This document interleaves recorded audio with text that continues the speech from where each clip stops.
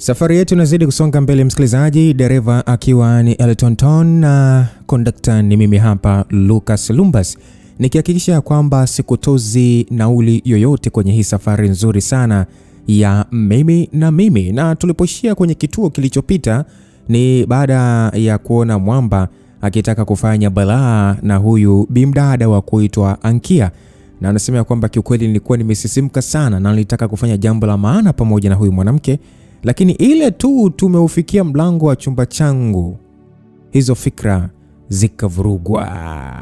Ankia, tukaivunja busu yetu na kuangalia upande wa nje ambako ndiko sauti hiyo ilitokea.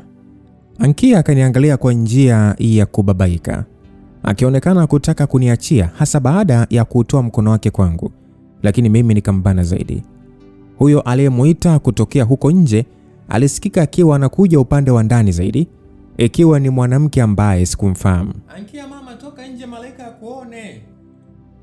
Sasa malaika gani huyo amekuja kuniharibia mudi tena? Nikamwonyeshea Ankia ishara ya kutoitika, nikimzuia asijibu mwito huo, lakini akajitoa kwangu kwa nguvu kiasi, huku sasa akinionyesha ishara kwa kiganja kuwa niingie chumbani. Kwa sauti ya chini nikamuuliza kwamba we vipi, kwani lazima umpokee? Ankia akajibu kwamba ni mama Ashura, mwana kikundi mwenzangu, mambo ya vikoba na madeni, nilimwambia aje leo tuongee, ingia chumbani. Basi alisema hivyo. Alirudi sebleni upesi na kuzitoa nguo zake pamoja na bukta yangu baada ya kuparekebisha vizuri, kisha akakimbilia chumbani kwake kwa njia ya kunyata. Hii kitu liniudhi sana. Basi tu nikasikia ni kama sasa huyo mja akiwa amefikia mlango, naye akamuita tena Ankia huku akiugonga. Ankia akaitikia, nami nikiwa bado pale pale mlangoni kwenye chumba changu nikamwona akitoka huku sasa akiwa ameshavaa dera lingine zuri tu na akijifunga kilemba kichwani. We naye unakaa ndani kama umekufa vile. Mwanamke yule huko nje akasikika akisema hivyo. Ankia akanionyesha kwa ishara ya kiganja kuwa niingie chumbani, akinisisitizia kwa uso uliojaa hisia. Nami nikasikia mlango nafunguliwa, ikanibidi tu niingie chumbani humo na kufunga mlango, huku nikiwasikia walivyoanza kuongea mambo yao ya vikoba na ujorojoro tu mwingi wa wanawake. Bonge moja la kata steam, maana hata mtambo wangu haukutaka kushuka chini bado. Nami nikajilaza tu kitandani, huku sauti za maongezi yao zikiendelea kunipa kero kwa sababu ya kukatishwa stare yangu. Angalau nilikuwa nimeshaanza kupiga hatua nzuri na mwanamke huyo, lakini nayo ikawa imevurugwa. Hakuna hisia nzuri sana ya kupiga hatua za jambo hilo kama ile unayoipata unapolifanya kwa mara ya kwanza na mtu fulani. Haiwi kama kwenye mara ya pili na ya tatu na ya nne. Kwa hiyo huyo mama wa vikoba kuniharibia issue yangu ya mara ya kwanza na Ankia kuliniboa sana. Yaani tena mje mtafutane raundi ya pili eti kwamba mkijua mnataka kufanya nini? Yaani bora ile ya kwanza, yani kila mtu anaweza akasema kwamba alikuwa ajua analofanya. Sasa hii ya pili mtu anaweza kagairi kabisa bana. Akili ndio ikarudi akaona kumbe nilikuwa nataka kufanya ujinga na akagairi. Kwa hiyo huyu mama alinikata steam vibaya mno. Maana hata kama tungekuja kuwa kivyetu tena, ingeonekana kuwa ni mara ya pili. Yaani mzuka hauwi kama vile unavyokuwa kwenye mara ya kwanza. Ila nikaona fresh tu. Labda nijizamishe kwenye jambo lingine mpaka huyo mwanamke akiondoka. Basi nikavuta simu yangu kuingia internet. Bando lenye limeisha. Sikuwa hata na 100 Tigo Pesa, ama la sivyo ningenunua hapo hapo. Hivyo kanibidi tu ninyanyuke ili niende kuchukua voucher pale kwenye duka la nje kwenye nyumba hiyo. Bado nilikuwa na boxer na t-shirt tu. Kwa hiyo nikavaa suruali nyeusi na kuchana nywele vyema, kisha nikatoka kulifuata duka. Kama kawaida niliweka uso makini na kumkuta Ankia akiwa pamoja na mwanamama huyo mweupe kiasi pia, akiwa amevaa nguo ya kitenge kama gauni hivi. Nikamwamkia na kisha kuwapita tu bila kumtazama Ankia hata kidogo, ikiwa jioni ndio imeingia sasa. Jua halikuwa kali sana na watu kadhaa wa kadha walionekana kupita ama kufanya mambo yao kwenye nyumba za majirani pale nje. Nami sasa nikafika dukani hapo na kusimama. Kulikuwa na mwanaume aliyesimama, bila shaka kupata huduma ndio kilichomfanya endelee kusimama hapo. Lakini alionekana kupata huduma ya maongezi zaidi kutoka kwa mwanamke yule niliyemwona jana usiku dukani humo. Lakini wakaacha kuzungumza nilipofika. Nikaona hiyo ndio nafasi ya kuomba vocha ya buku nikaperuzike. Lakini hapo hapo akawa amekuja mtoto mdogo kwa kasi sana na kuomba apewe unga wa sembe nusu. Mwanamke wa dukani alimpuuzia na kuniuliza nataka nini, lakini nikamwambia mhudumie mtoto kwanza. Mwanamke huyu alikuwa ameweka sura makini zaidi baada ya mimi kufika hapo. Na hata ule mwanaume akabaki kimya tu. Mimi hata sikujisumbua kuwaweka akiba akilini. So nikaangalia pembeni. Kiufupi, wakati mwanamke huyu alipokuwa anampimia dogo unga wake, nami nikaona watoto wengi kiasi, wasichana sana sana, wakiwa wanacheza mchezo wa rede pamoja. Binti mmoja akavuta umakini wangu, lakini ndio hapa nikasikia kwamba shikamo. Nikamtazama mtoto huyu aliyekuwa ameniamkia, nami nikasema kwamba marhaba, ujambo? Kakasema sijambo. Kalijibu hivyo kakiwa nikasichana. Kalionekana kuganda kunitazama sana usoni, nami sasa nikarudisha macho yangu kwa yule binti mwingine. Kwa watoto waliocheza pale, ni yeye pekee ndiye ambaye hakuwa mtoto. Alikuwa ni yule binti niliyemkuta jana kwa kina Zawadi Mweupe. Bila shaka anaitwa Mariam. Kumbukeni kuna Miriam na Mariam. Huyu sasa ni Mariam. Miriam ndio yule dada yake yule bosi la maboss. Kwa hiyo alikuwa anacheza pale rede pamoja na wasichana wengine kana kwamba alikuwa mtoto. Nikamwangalia kwa makini zaidi. Alisimama usawa barabara pamoja na wenzake, huku yeye akiwa mrushaji wa mpira ili kumponda aliye katikati. Alafu nikanajiuliza ya kwamba yani inawezekana vipi, yani kwa nini binti mkubwa angecheza mchezo wa watoto pamoja na watoto? Asa dogo akawa amepatiwa unga wake na sasa zamu ikawa ya kwangu kuomba huduma. Nilimwambia muuzaji ya kwamba naomba Tigo 1000. Basi akaanza kuchangamka kuitoa vocha, nami nikiwa sasa navuta pesa kutoka mfukoni, nikawa nimeangalia tena upande wa Mariam. Kutokea mbele zaidi kwenye barabara hiyo ya changarawe iliyoelekea pande mbili tofauti, lilikuja gari jeupe aina ya Toyota Corolla. Taratibu tu, na wakubwa walikuwa wameketi kwenye vibaraza vya nyumba zao, wakaambia watoto wasogee pembeni kwanza ili isije kutokea ajali. Watoto kweli wakasogea pande za pembeni, na Mariam akavutwa mkono na wenzake wawili kuja upande wa duka niliposimama mimi. Ilionekana kama vile yani hakuelewa mambo vizuri sijui, lakini ghafla gari lile likaongeza kasi na kuanza kuelekea upande huu ambao Mariam na wenzake walikuja. Nilishtuka. Mwanaume aliyekuwa hapo dukani akasema kwamba nyie, alisema nile kwa njia tahadhari, na wale wasichana wadogo wawili wakakimbia kuliepuka gari hilo lililokuwa sasa likija kwa mwendo kasi ulioongezeka.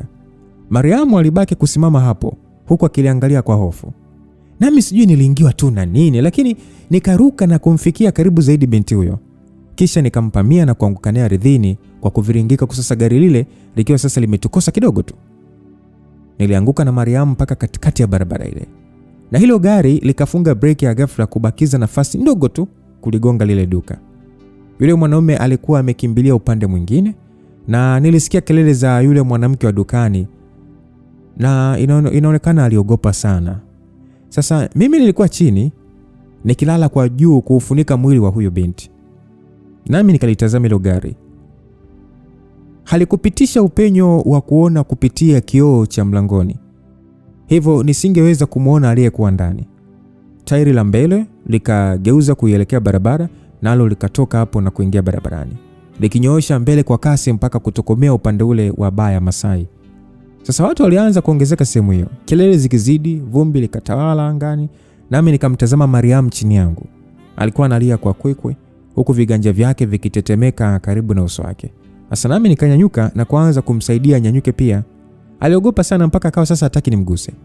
Watu walipotusogelea, kila mtu alikuwa na la kwake la kuongea, na wanawake kadhaa wakamsaidia Mariam kusimama na kuanza kulipangusa dera lake, huku sasa wakimwambia asilie, maana Mungu alisaidia ajali ile haijatokea. Sasa nitazama upande ule ambao lile gari lilielekea, kisha nikamwangalia huyo binti. Kama ni mimi peke yangu ndiye niliyeona kila kitu kilichotokea, basi ningekuwa ni mtu pekee wa kusema kwamba hiyo haikuwa ajali, lilikuwa ni jambo lililopangwa kutokea, na mlengwa wa mpango huo usiojulikana kwamba ulitokea wapi alikuwa ni Mariam. Nijiuliza sana ni sababu ipi ambayo ingefanya binti huyo alengwe Shabana namna hiyo, na ni nani ambaye alitaka kumgeuza awe marehemu? Alikuwa amebeba nini kikubwa msichana huyu kilichofanya mtu yeyote atake kumuua? kwa nini Mariam? Basi mlango wa geti la nyumba aliyoishi binti huyu ukafunguliwa, na hapo akatoka watu watatu kuja nje. Bila shaka walikuja kuangalia nini kilikuwa kimetokea. Alikuwa ni Zawadi Mweupe na yule mwanamke mweusi, pamoja na yule kijana niliyemuona asubuhi hiyo hapo kwao akiwa anacheza mpira.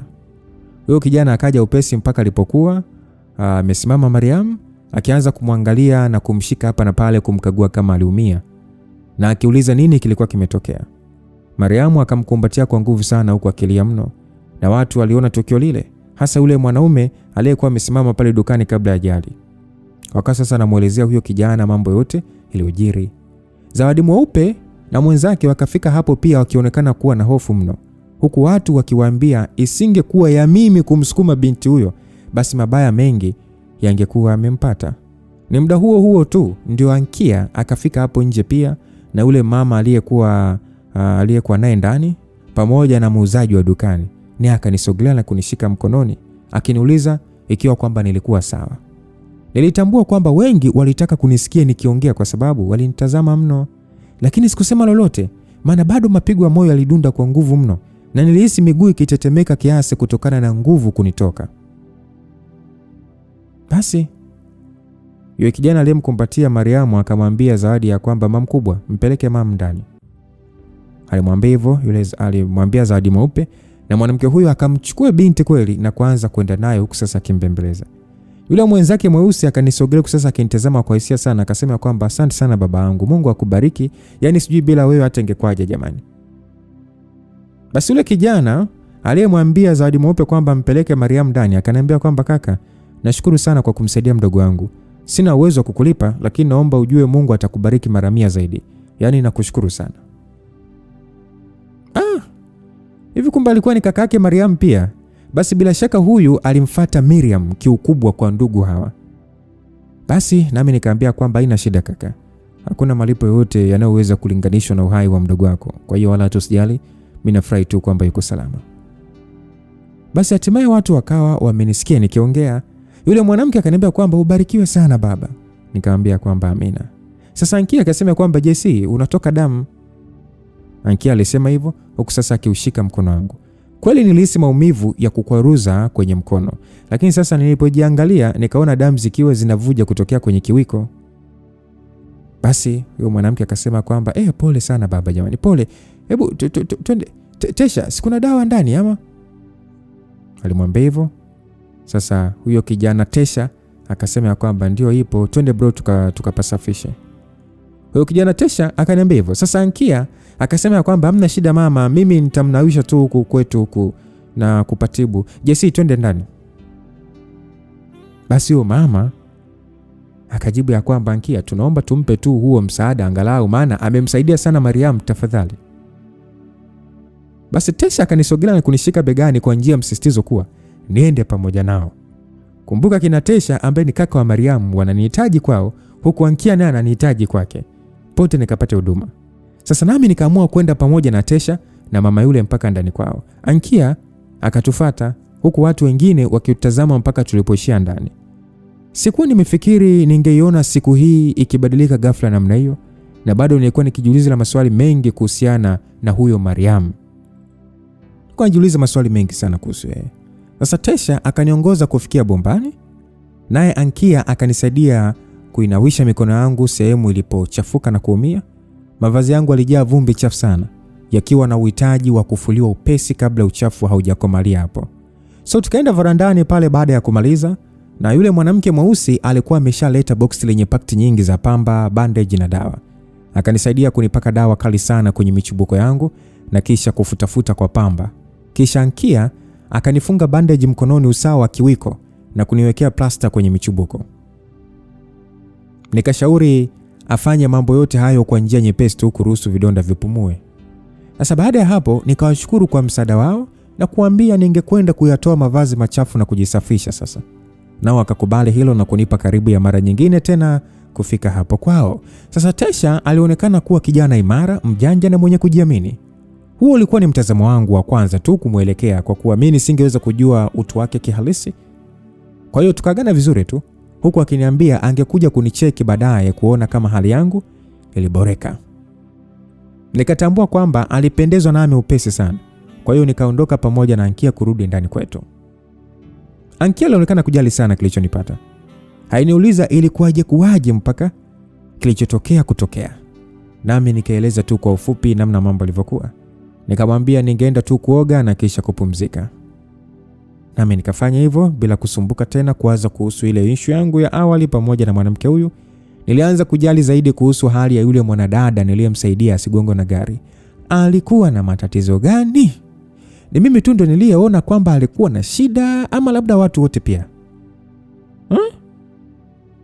Kujiingiza sana kwenye maisha ya watu wasionihusu haikuwa njia yangu ya maisha, lakini baada ya kilichotokea muda mfupi nyuma, nilitaka sana kujua. Yaani nilitaka kumuelewa Mariam. Basi bwana, masaa kama 3 yakapita baada ya mimi kuwa nimeoga tena na kubadili mavazi. Yale yaliyochafuka yalifuliwa na Ankia ambaye alikuwa amesisitiza nimpe ayafue. Huduma nyingine tena. Kwa hiyo nilikaa tu chumbani kwa kujilaza kitandani mpaka giza lilipoingia, na bado maumivu ya vidonda vya mikwaruzo mkononi niliyahisi, ingawa sikuatilia sana manani. Mbu kuanza kuongezeka kukafanya wazo la kwenda kutafuta hizo dawa za kuwaua lije akilini, na ilipofika saa 2 usiku nami nikanyanyuka kutoka kitandani ili nikatafuta hizo dawa. Kwa sababu fulani Ankia hakuwa amekuja kuniangalia tokea alipozichukua nguo ili afue, na mimi sasa nilichukulia tu kwamba alikuwa na kazi zake ama alitaka tu kuniacha nipumzike. Basi nikavaa t-shirt langu la mikono mifupi. Nilikuwa napendelea sana kuvaa t-shirt sana. Hivyo nilikuwa na nguo nyingi sana za aina hii. Kwa hiyo nikatoka hapo na kufungua mlango. Na salamu ya kwanza iliyopokea ilikuwa ni harufu nzuri sana ya mboga iliyopikwa kwa viungo vilivyoifanya inukie sana, kwa makisio ikiwa ni nyama au samaki. Niliposimama nje kwenye chumba hicho, ningeweza kumuona Ankia akiwa upande wa jikoni, akikoroga na kisha kufunika sufuria lenye mapishi hayo. Wakati huu alikuwa amevalia t-shirt ile alilovaa wakati tunaenda kwa mwenyekiti, na kutokea kiunoni alikuwa amejifunga kanga. Akawa ameniona, naye akaanza sakuja upande wangu taratibu.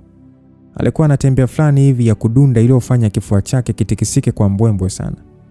Nami nikasimama hapo hapo mlangoni nikimwangalia mpaka alipofika karibu na kuegamia ukuta kwa bega lake, kilemba kichwani kama kawaida. Naona umeamka. Sikusinzia, nilijilaza tu. Ulidhani nimesinzia? Nilimuuliza pia, akatikisa kichwa mara moja kukubali. Sasa hivi nanukia kweli. Unaonekana unajua kupika sana Kawaida tu, mwanamke anatakiwa kujua kupika. Hivi, samani kuuliza, si na chakula natakiwa kuwa nalipia kama vile maji na umeme? Chakula tunashiriki wote JC, ukitaka kula kivyako sawa, lakini mimi nikipika cha kwangu lazima na wewe ule. Kauli hiyo ilinifanya nitabasamu tu. Vipi mkono? Uko poa. Nataka nikachukue dawa za mbu. Blaita nikufuatie? Hapana bwana. Si hapo tu nje, mimi nitafuata mwenyewe. Amna bwana, wewe laita bwana, usitoke nje tena, usija kuanguka. Ila wewe, sasa ukiunguza je? Nimepunguza moto. Nipe hela nikufuatie. Hapana bwana, mimi nafuata mwenyewe, hata usijali.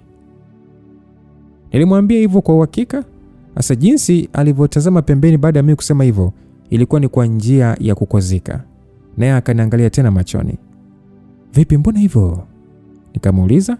Akaangalia chini kiasi na kusema kwamba JC, naam, niambie. Muda ule Mama Ashura alipokuwa amekuja, najua ulijisikia vibaya. Nisamehe JC, najua nilikukwaza. Bwana, usiniombe samahani Ankia. Tena nafikiri ni jambo zuri sana huyo mama kuja na kutukatisha. Kwa nini?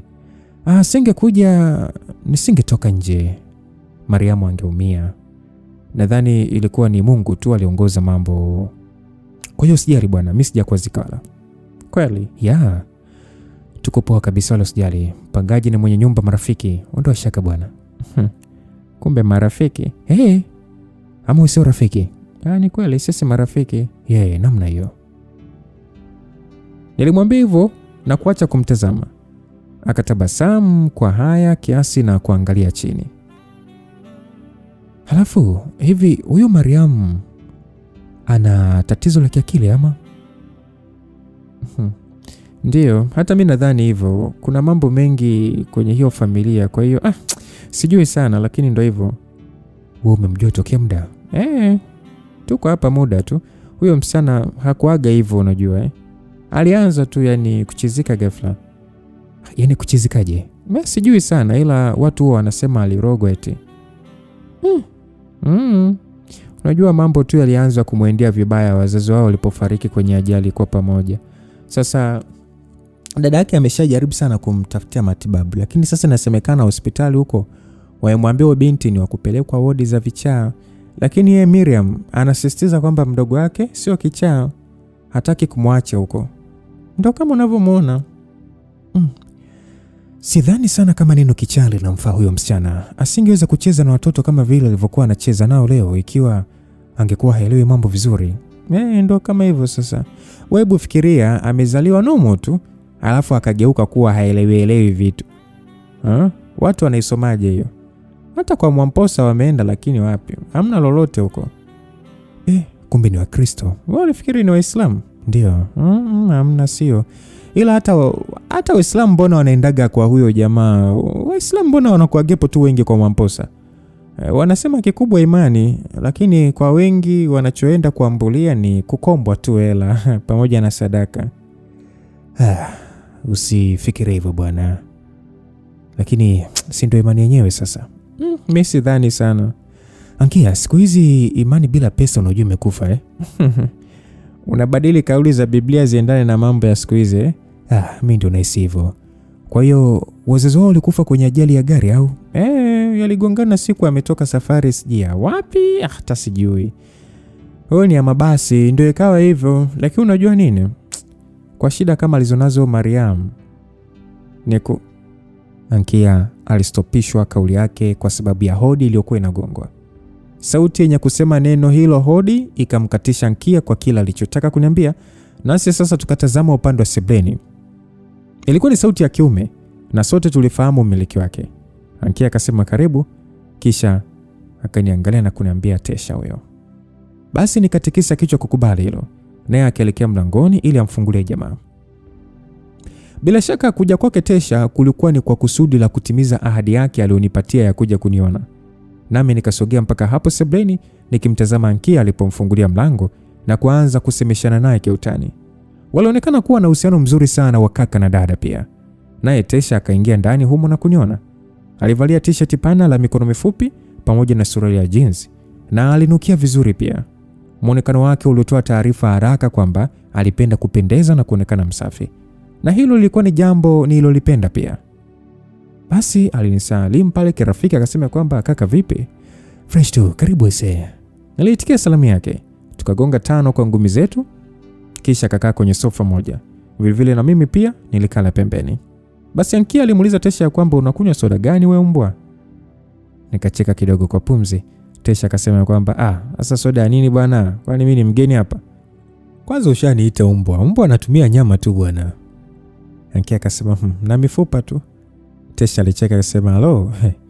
Alafu hiyo issue ya saa zile unajua imekuwa mkosi kitaiki yani. Kila kona nasikia unaongelewa mchina tu.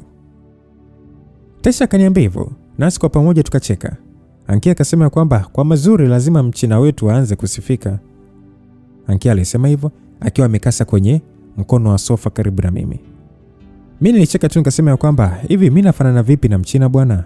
Tesha akasema si wa shamba tu wa huku tu kaka. Mimi mwenyewe naitwaga mpaka Msudani eti kisa ngozi tu hii. Ankia alicheka akasema sasa si ndio kila mtu hapa atataka mazoea jamani. JC hakuna kwenda nje. Nilimtazama Ankia nikasema kwamba sasa nisiende nje. Mimi natoka nikitaka bwana na hakuna mtu ananisogelea. Sipendi shobo zisizo na maana. Tesha akasema uko kama mimi bro. Mimi nawapaga gongo ili yani wanaoshoboka. Na wageuzia tu gongo basi. Mtindo mmoja yani. Ankia akasema kwamba basi unajichetua tu. Tesha akasema hapana. Wewe mwenyewe kabisa unajua sisi tukoje yani. Tunawapenda watu wakitupenda bana. Ni kweli kabisa na tunawatenda tusiowapenda.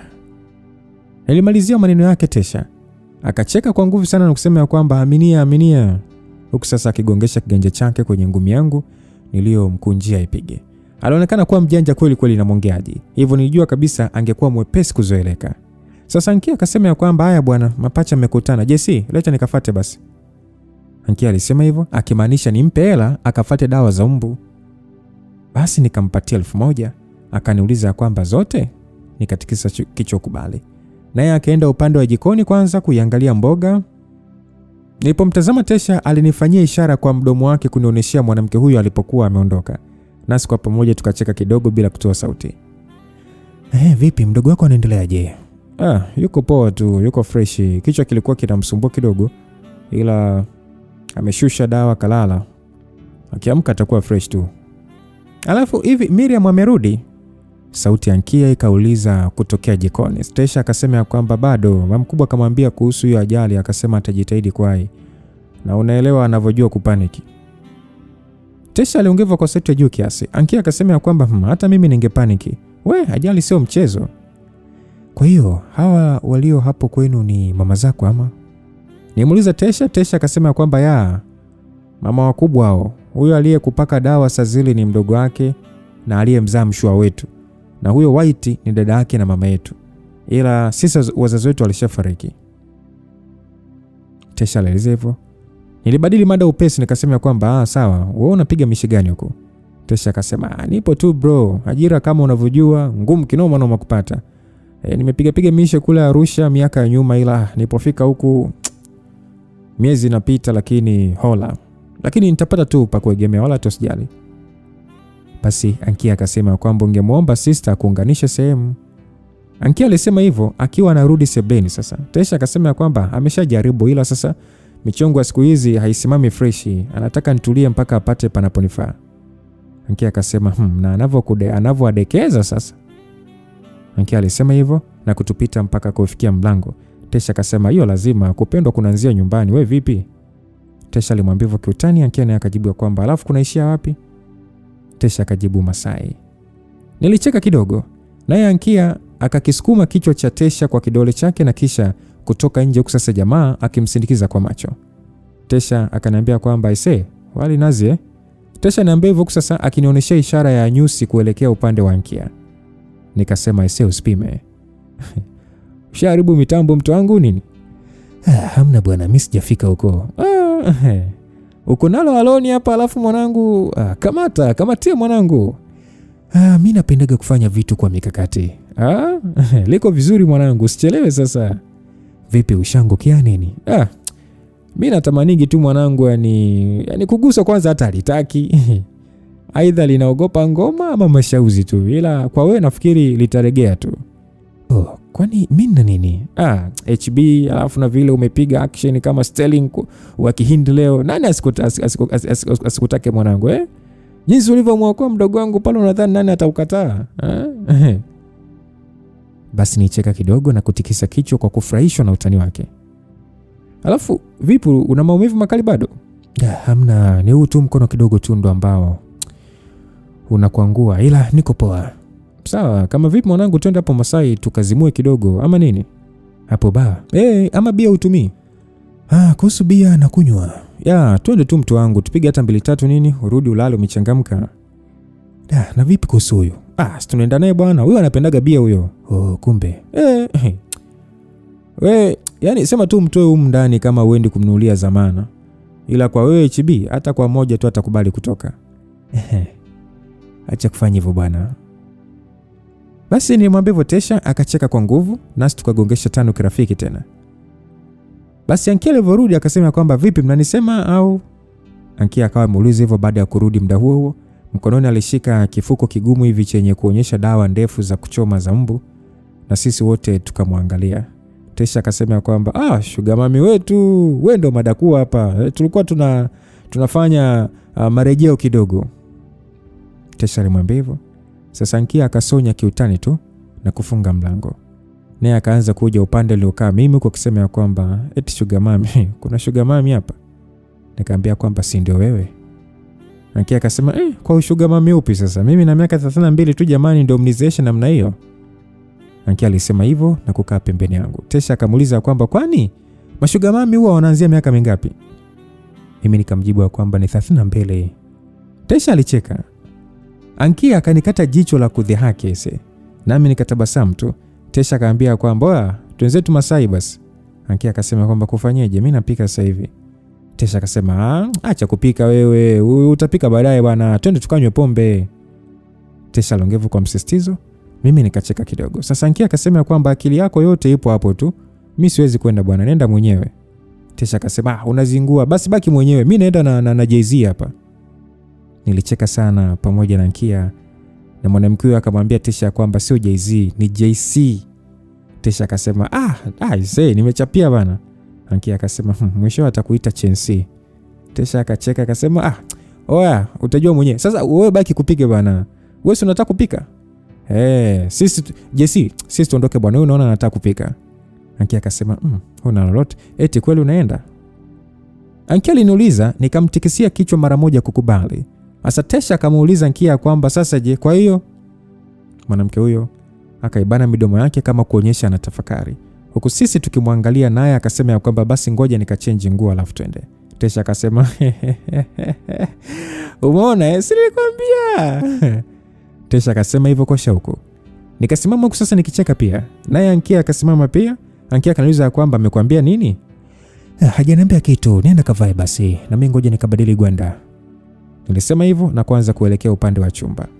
Hali ya urafiki niliyokuwa nimeanza kujenga pamoja na wawili hawa ilinichangamsha sana. Nikaingia chumbani na kubadili mavazi, nikavaa t-shirt nzito tu kiasi mithili ya sweta laini pamoja na suruali nyeusi ya jeans. Nikaachana nywele vyema, nikajiweka sawa kabisa mwilini na kujipulizia manukato, kisha nikarejea pale sebleni. Tesha akasifia muonekano wangu na kutania kwamba ningeenda kuua macho ya wengi pale Masai.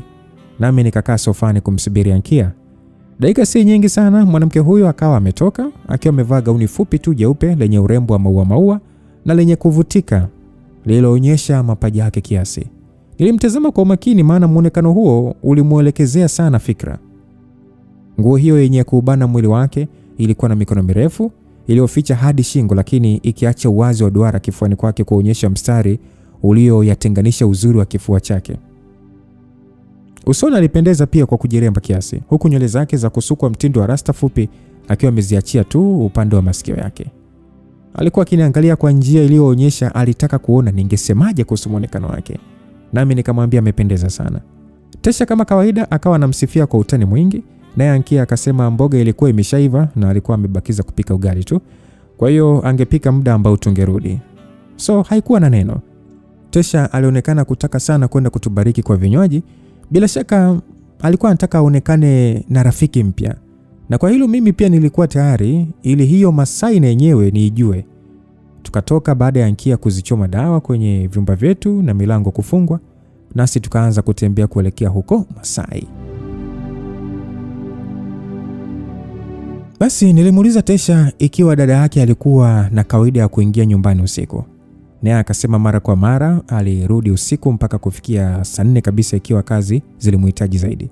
Lakini kama sivyo basi angerudi mapema tu, ama hata siku zingine kutokwenda huko kazini kwake kabisa. Bado nilitaka kujua mambo mengi kuhusu mdogo wake ambaye ni Mariam. Na hizi hatua za mwanzo za urafiki baina yangu na Tesha huenda zingesaidia niweze kujiingiza zaidi kwenye issue ya kuielewa vizuri hali ya yule binti. So tukawa tumeifikia Masai. Kwa saa 2 hii joto bado lilikuwa halijapanda sana ndani humo. Lakini tulipoingia tu kweli macho ya wengi yakawa kwetu, hasa mimi. Na mimi kama kawaida nilikuwa nimeweka muonekano makini usoni, nikitembea nyuma ya Tesha huku Ankia akiwa karibu na mimi. Tesha alisalimiana kwa ufupi pamoja na watu waliofahamiana nao mpaka tulipofika meza ndefu iliyotengenezwa kwa mbao nene ikiwa imezungukwa na viti virefu vya plastiki ngumu tu. Nasi tukaketi hapo. Hatukuwa tumeingia ndani sana kwenye sehemu hii. Kwa hiyo Tesha akawa sasa ananiambia ni wapi kulikuwa na vyoo na kumbi maalum ya ma-VIP pamoja na vyumba vya kulala wageni. Mhudumu mwanamke akaja na kutuuliza vinywaji gani tungependa kutumia. Tesha akatuambia tuagize. Naye Ankia akasema aletewe bia tamu ya Savana. Nami nikaomba niletewe Serengeti Light ya moto. Tesha angekunywa Serengeti Lager. Naye akamwambia mhudumu atuletee sisi wanaume 3 na Ankia aletewe Savana 2, maana ni katamu ila kakali. Inaonekana Tesha alifahamika sana hapa, kwa hiyo mhudumu akaondoka tu bila kuchukua pesa, ikimaanisha malipo yangekuja baadaye. Hivyo tukaendelea kusubiri huku sasa tunapiga story. Mziki uliochezwa ulisikika kwa sauti nzito kwenye spika za sehemu hiyo, na TV za flat screen zilizokuwa zimetundikwa juu sehemu kadhaa wa kadha kwenye ukumbi hiyo. Kukawa na watu sasa wachache ambao walifahamiana na Tesha pamoja na Ankia waliokuja mezani hapo kutoa salamu. Nao wakawa sasa wanatambulishwa kwangu. Ni salamu na kucheka kidogo tu ndio yaliokuwa maitikio niliyowapa. Na sikuelekeza fikra kwa mwanamke yeyote hapo, ingawa wengi walinitazama kwa macho ya uvutio. Basi bia zikaletwa nasi tukaanza kunywa taratibu. Nilikuwa najitahidi kusoma mazingira ya hapo ili nipazoe upesi. Nadhani labda ni shauri ya muda tu kutokwenda sana ndio sababu hapakuwa pamechangamka kivile, ama labda kwa sababu haikuwa weekend. Kwa vyovyote tu, ila palikuwa kawaida sana. Ndipo akaja mwanamke fulani hivi mweusi kiasi mpaka kufikia mezani hapo. Alifahamika na Tesha na Ankia. Yaani alifahamiana naye Tesha na Ankia. Naye akasalimiana nao kwa kuwakumbatia na kuanza kuzungumza kwa shauku. Alikuwa mzuri, mwili wake haukuwa mnene, ni mrefu tu wa kawaida nini. Alisuka nywele ndefu, of course alipendeza sana. Basi akatambulishwa kwangu nami nikampa salamu, sasa nikimwangalia kwa upendezi. Nadhani njia yangu ya kutazama mwanamke kila ninaposema nimemwangalia kwa upendezi siku zote ilikuwa ni inatoa ujumbe fulani hivi wenye kuamsha hisia nzuri kwake. Na huyo Joy alinitazama kwa macho yalionipa ujumbe wa tukutane chumbani. Nikacheka kidogo tu, naye Tesha akacheka pia kwa sababu alinielewa sana inaonekana. Hivyo akaanza kumsukumia Joy upande wangu eti akae na mimi. Joy alikuwa amefika na marafiki zake hapo ambao walienda kukaa kwenye meza nyingine kabla hajaja upande wetu kutusalimia. Kwa hiyo akawa sasa akisema anahitaji kwenda huko. Lakini Tesha akamsisitizia akae na sisi, akiniambia nimshawishi pia. Sasa nami nikaushika mkono huyo Joy na kuvutia kwangu taratibu. Aliniangalia huko akitabasamu, naye akaja polepole kama vile amepumbazika. Nadhani jambo hilo lilimfanya Ankia ajihisi vibaya kiasi, lakini akajikaza tu na kuendelea kuweka utulivu huku akinywa. Sasa nikamwambia Joy akae kiti kilichokuwa pembeni yangu, naye akakubali na kuketi. Tesha akamwagizia bia 2 pia, nasi tukaendelea kunywa taratibu tu huku Tesha akiongea na Joy sana. Nilipomwangalia Ankia, alikuwa ametulia tu akichezea simu yake huku sasa akiburudika pia na mziki taratibu kwa kupeleka kichwa huku na huku bila kuniangalia. Nami nikalishika paja lake kwa chini. Akanitazama na jinsi sasa nilivyomtazama kwa macho yangu uchokozi kukamfanya ashinde kujizuia kutabasamu kwa haya. Na hapo nikawa sasa nimefanikiwa kumtuliza. Basi Tesha akasema kwamba oi, sister huyo. Tesha akaniambia hivyo huku sasa akitazama upande wa nje kabisa. Nikageuka na kuliona lile gari la Miriam likipita kuelekea upande tuliotokea kule nyumbani. Kumaanisha dada mtu ndo alikuwa narudi. Sasa nikamwangalia Tesha tena, naye akasema kwamba yani sasa hivi ndo amewahi. Alihitaji kuongea kwa sauti ya juu ili nimsikie, nami nikatabasamu kidogo. Ankia akamuuliza kwamba vipi dada yako hawezi kukuchapa ukienda home unanuka pombe? Tesha akasema kwamba muache zako wewe bwana, nani achapwe? Joy akasema kwamba tena zile mboko za kuzunguka. Joy akasema hivyo nasi wote tukacheka. Tesha akajisifia akasema kwamba sister mind kabisa, sisi ndo mayai yake bwana. Joy akasema unavimbaga kweli kisa dada yako anawapenda. Siku akiolewa sijui nao utaolewa naye. Ankia akacheka na kusema lilivyo hili litaenda naye kabisa, ili malezi likayapatie huko ukweni. Tesha akasema sasa nyewe mnanichoresha vibaya bwana, au mnadhani mimi sijui kama sitakaa na sister tu maisha yote? Joy akasema kumbe unalijua hilo. Tesha akanywa bia na kuvimbisha mashavu kwa njia ya masiara. Sasa Ankia akasema kwamba ila Tesha dada yako hataki kuolewa kabisa. Ni hapendi tu wanaume ama? Joy naye akasema kwamba Tesha afu nasikiaga wanakujaga hadi kumtolea posa, ila anawatimua. Tesha akasema sio hivyo bwana, mambo magumu tu sasa hivi. Sister natutunza kwanza, kama kuolewa ataolewa tu baadaye.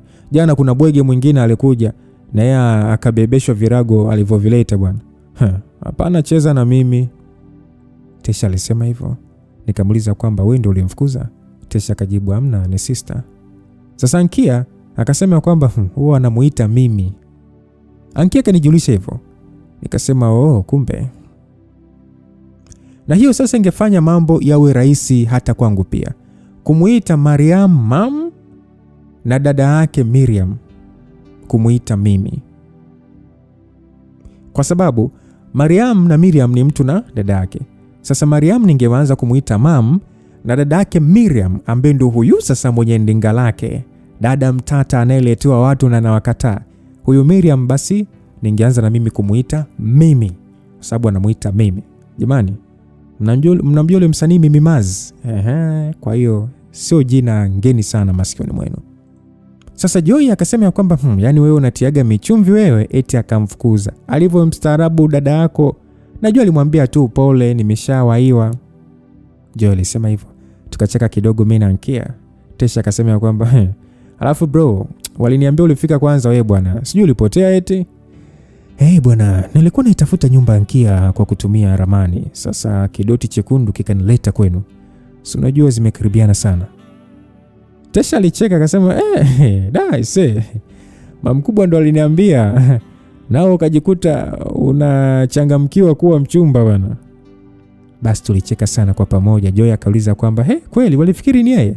Tesha akajibu Ankia akauliza kwamba mbona hukuniambia? Nilisahau tu. Si unaona matatizo tu yote hayo kumforce sister ulewe, yani wanawake na ndoa bana. Tesha aliniambia hivyo. Joy akasema kwamba ndoa sifa kwa mwanamke bwana, hujui hilo baba? Basi umeachwa kama hujui hilo. Tesha akasema wewe kwako iko wapi? Joy akamwambia sina kusubiri wewe. Tesha akasema haya utasubiri sana. Tesha alisema hivyo na Joy akacheka. Basi tukaendelea kunywa na kupiga story mpaka inaingia saa 4 hivi. Tulipokuwa mwishoni kumalizia vileo vyetu, bia zingine zikaongezeka mezani hapo. Tesha hakuwa ameagiza zingine, hivyo akauliza zimetokea wapi. Mhudumu sasa akamwambia kwamba kuna mtu alikuwa amenunua kwa ajili yangu mimi. Kwa hiyo tayari zilikuwa zimeshalipiwa na sisi tungetakiwa kunywa tu. Bia kiujumla zilikuwa 20. Tesha akamwambia mhudumu asepe, akisema inaonekana kuna sugar mami hapo ndiye aliyekuwa amezituma hizo ili kuanza kunichokonoa. Na bila shaka masaa ya kukaa hapo yangeongezeka mpaka swala la Ankia kupika ugali nyumbani lingesaulika kabisa. Basi tukaendelea kunywa taratibu tu, huku mzuka wa hapo Masai ukizidi kupanda kadri dakika zilivyokuwa zinazidi kutembea. Mpaka kufikia saa 6 bado tulikuwa hapo, na hata kabla kumaliza bia tulizoongezewa zikaletwa zingine 20. Inaonekana huyo mtu alikuwa amenipenda ama kunitaka, lakini bado hakujitambulisha kwangu, na mimi sikujisumbua kumtafuta. Kuna watu waliokuwa wanakuja kuomba bia, basi tukawa tunawapa, na mzuko kazidi kuongezeka. Watu walicheza, waliimba, na sisi tukaendelea kunywa na kupiga stories za kufurahisha hadi saa 8 kufika. Nilifurahia muda huo kwa kweli. Siku ya pili tu genini tayari nikajihisi kuwa mwenyeji. Nilikuwa nimekunywa bia 7 zilizofanya macho yangu yawe mazito kiasi. Wenzangu walishusha pombe 10 na bado walikuwa wanaendelea. Kwa hiyo mimi mtegeaji nikawa macho zaidi yao. Ankia angenilalia begani na kuongea mambo mengi sana, na mimi niliendelea kutulia tu. Joy alianza kupitisha ganja chake kwenye paja langu, akilipapasa na kulifinya mara kwa mara. Sasa nilipoona uzito wa pombe unamlemea Tesha, nikasimama na kwenda kumtoa kwenye kiti, nikimwambia tuelekee nyumbani kwa kuwa tayari bia zetu za mwanzo alizoagiza alikuwa ameshalipia. Nikamwambia na Ankia tuondoke, naye akatii na kusimama kusasa kiumba. Joy alikuwa amelewa pia, lakini sio ile ya kumyumbisha, akionekana kuwa mzoefu zaidi wa pombe. So naye pia akatufuata tulipotoka sehemu hiyo kwa pamoja. Tesha hakuweza kutembea vizuri, alikuwa na yumba tu kuna huko, na alikuwa anaongea sana. Basi nami nikamsindikiza mpaka getini kwao, nikiwaacha Ankia na Joy wanaenda kule ndani kwetu. Hapo mdau ulikuwa ni usiku wa saa 8. Tesha alikuwa anasema ana kama wiki hajanywa pombe, ila furaha niliyompa leo kwa sababu ya kumwokoa mdogo wake ilimfanya ajiachie namna hii. Sasa nami nikana muangalia tu kwa kujali kiasi. Alionekana kuwa ni mtu mwenye huzuni iliyofichwa, na sikujua tu ni kwa nini niliwaza hivyo. Basi geti likawa limefunguliwa na aliyefungua kwa mwingine, ila ni bibia Miriam. Alikuwa na muonekano wa mtu aliyetoka usingizini, lakini si ule usingizi mzito sana. Alitazama kwa makini. Nilihisi labda angekuwa mkali kwa Tesha kutokana na kurudi usiku akiwa amelewa, lakini haikuwa hivyo. Akaacha uwazi ili kuturuhusu kuingia. Naye Tesha akatangulia, huku sasa nikiwa nimemshika mkono kuhakikisha kwamba hajigongi getini. Basi Tesha akamsemesha akasema kwamba mimi uko umeshalala ungekuja nayo tukapiga bia kidogo. Basi Miriam akasema kwamba kulewa ndio bia kidogo. Hebu ingia ndani. Basi Miriam alimwambia hivyo kwa sauti tulivu. Tesha akiwa ananesanesa, macho mazito mno, akaniangalia na kusema kwamba umemwona huyu ndio mkurugenzi hapa. Chochote anachosema tunafuata. Nampenda mno mimi. Naweza nikaua kwa ajili yake. Basi Tesha aliyasema maneno hayo kilevi, lakini yalibeba uzito niliouelewa kuwa ulitoka ndani ya moyo wake. Nikamwangalia Miriam usoni, naye akamshika mdogo wake mkononi ili sasa amuongoze kwenda ndani. Lakini Tesha akaweka mgomo kiasi na kuingiza kiganja chake mfukoni, kisha akaitoa simu yake na kuiwasha. Alafu akanipatia. Akasema kwamba andika namba yako bro na kukubali sana. Aliniambia hivyo na macho yake ni kama anataka kudondoka hivi. Sasa Miriam akaambia kwamba atakupa hata kesho bwana. Mimi pia nikamwambia kwamba kaka nitakupatia kesho. Basi Tesha akasisitiza akasema kwamba amna. Andika bwana, andika. Kwa ni saa ngapi sasa hivi? Mwisho kuku wa wiki. Andika hapo bwana. Basi nilihisi hali yote ya hapo ilimletea picha mbaya sana dada yake. Lakini nikaichukua tu simu yake na kuandika namba upesi. Nikamrudishia naye akaninyoshia kidole chake kwa kurudia kuonyesha jinsi alivyonielewa. Alafu akaanza kuelekea huko ndani. Sasa Miriam akanitazama usoni. Kasura kake kakuvimba kakiwa na muonekano wa kitoto. Aisee. Sikujua alikuwa amepanga kunirushia maneno gani wakati huo, lakini ilikuwa nimeshalewa pia, kwa hiyo nisingejali sana. Hapa kilichokuepo ilikuwa ni kuondoka tu, maana mdogo wake nilimrudisha kwao salama. Basi nilimwambia kwa sauti tulivu ya kwamba angalia siangukie meza huyo. Alinitazama machoni kwa njia fulani hivi yenye kujali, na nilikuwa sijalitambua hilo hata kidogo mpaka aliponisogelea karibu zaidi na kisha kunikumbatia taratibu. Nilishangaa alihitaji kunyanyua miguu yake ili aweze kuizungushia vyema mikono yake mgongoni mwangu sababu ya mimi kuwa mrefu. Na niliweza kuzihisi vyema sana pumzi zake laini shingoni kwangu. Yaani hata kama ningekuwa nimebarikiwa kuishi kwa karne 100, hiki ni kitu ambacho nisingetarajia kuja kukipata ndani ya muda huo wote. Kumbatio lake lilikuwa laini, yani hakubana sana mwili wake kwangu. Na mimi kulirudisha upesi ndio kulifanya nisiwisi vyema zaidi mwili wake mbele yangu. Kusudi la yeye kunikumbatia hivi ilikuwa ni nini? Basi neno asante lilisikika kutoka kwenye kinywa chake nyuma yangu. Nami nikajipa tu ujasiri wa kurudisha kumbatio la mwanamke huyu kwa kubana mwili wake kwa mikono yangu taratibu. Hata hivyo pombe haikuwa imenichanganya sana kunizuia nisielewe shukrani aliyotoa ilihusiana na nini. Alikuwa ananishukuru kwa kumsaidia mdogo wake, yani Mariam. Bila shaka alikuwa ameambiwa yote aliyotokea jioni ya siku iliyotangulia. Maana hii ilikuwa ni mpya sasa. Kubana mwili wa mwanamke huyu namna hii kulinipa hisia ya joto lenye kutuliza. Sio mwilini ila moyoni. Sikuelewa ni kwa nini ila nilihisi amani yenye nguvu sana. Akaniachia taratibu na kurudi nyuma, nami nikawa sasa namwangalia tu machoni mpaka kufikia hapo sikuwa nimetilia manani kuwa alivaa night dress laini na ndefu yenye rangi ya shaba iliyong'aa, ila ndio sasa nikawa sasa nimeiona vizuri. Basi akaniambia kwamba haya usiku mwema, nenda kalale. Aliniambia hivyo sasa akijifunika vizuri kwa nguo ya juu ya hiyo night dress. Kuna kitu kiliniambia kwamba alifanya hivyo akidhani nimelewa sana. Kwa hiyo labda nisingekuja kukumbuka namna alivyonikumbatia ama shukrani yake ya moyoni aliyoitoa. Lakini nilithamini mno. Na hilo ni jambo ambalo sidhani kama alifikiri kwamba nilichukulia kwa uzito.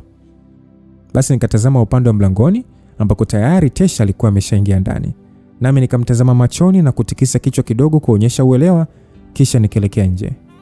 Sauti za makomeo ya geti kufungwa zilisikika mpaka nilipofika upande wa pili wa ukuta uliotenganisha nyumba zetu, nami nikasimama kumtazama mwanamke huyo kupitia yale matobo ukutani. Alikuwa anaingiza viatu vya mdogo wake ndani, kisha akafunga geti dogo la mlangoni na mlango pia akatokomea huko. Basi mimi nikashusha pumzi kujipa utulivu, maana angalau hali ya hapo ili kwenda vyema zaidi ya nilivyotazamia. Nami nikaenda mpaka kule ndani ili sasa nikawaangalie wale walimbwende. Sijui alikuwa ameshazimia huko Nikafika ndani na kumkuta Joy sebleni akiwa amekaa tu kwenye sofa moja, kusasa mkononi akishikilia bakuli la plastiki pamoja na kijiko. Alionekana kunywa mchuzi wa nyama pamoja na kutafuna nyama. Nami nikasimama usawa wa meza sasa. Kwa sauti ya chini kamuuliza kwamba Ankia yuko wapi? Akanijibu ameingia kulala. Kamuuliza na wewe je? Akanijibu nilikuwa nakusubiri uje. Sawa, ngoja basi nikafunge geti kwanza. Sijui hata funguo huwa anaweka wapi. Angalia hapo juu ya mlango. Aliniambia. Basi nikageuka na kunyosha mkono wangu mpaka juu ya mlango wa kuingilia, nami nikazichukua funguo. Sio mara yako ya kwanza kuja hapa, si ndio?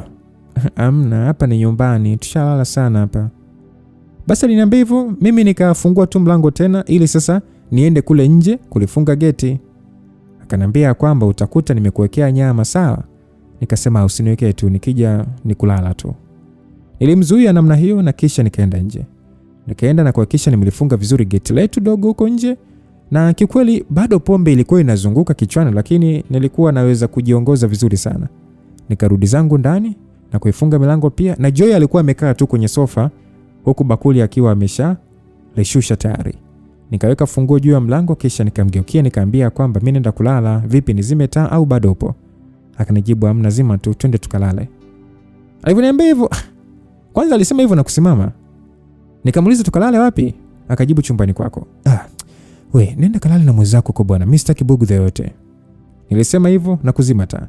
Nikaanza kutembea na kumpita, lakini akakishika kiuno changu kutokea nyuma na kunifanya nimgeukie. Yes, nini? Mimi nataka tukalale wote. Kwa nini yani? Nakupenda. Joy, mnaomba niachie bwana. Utanipenda siku nyingine bwana, leo hapana. Nisikilize Jess. We. Nilitoa mikono yake kwangu na kumwacha akiwa amesimama hapo, nikielekea tu chumbani. Si unajua tu huwa kuna kale kakitu kanako kukusukuma yani ukifuata kitanda baada ya kunywa pombe na kupiga usingizi bila kujali chochote. Wale vitu ndo wananielewa hapa. Sasa ndo kalikokuwa kaminiteka sasa hivi. Na sasa sikuhitaji jambo lingine lolote zaidi ya kulala. Basi nikiweka simu yangu chaji, nikavua kila kitu isipokuwa boxer tu mwilini, nami nikakaa kwanza kitandani. Kuna kale kahisia kazuri kana kutokana na kulewa kiasi nilikuwa nakasikilizia.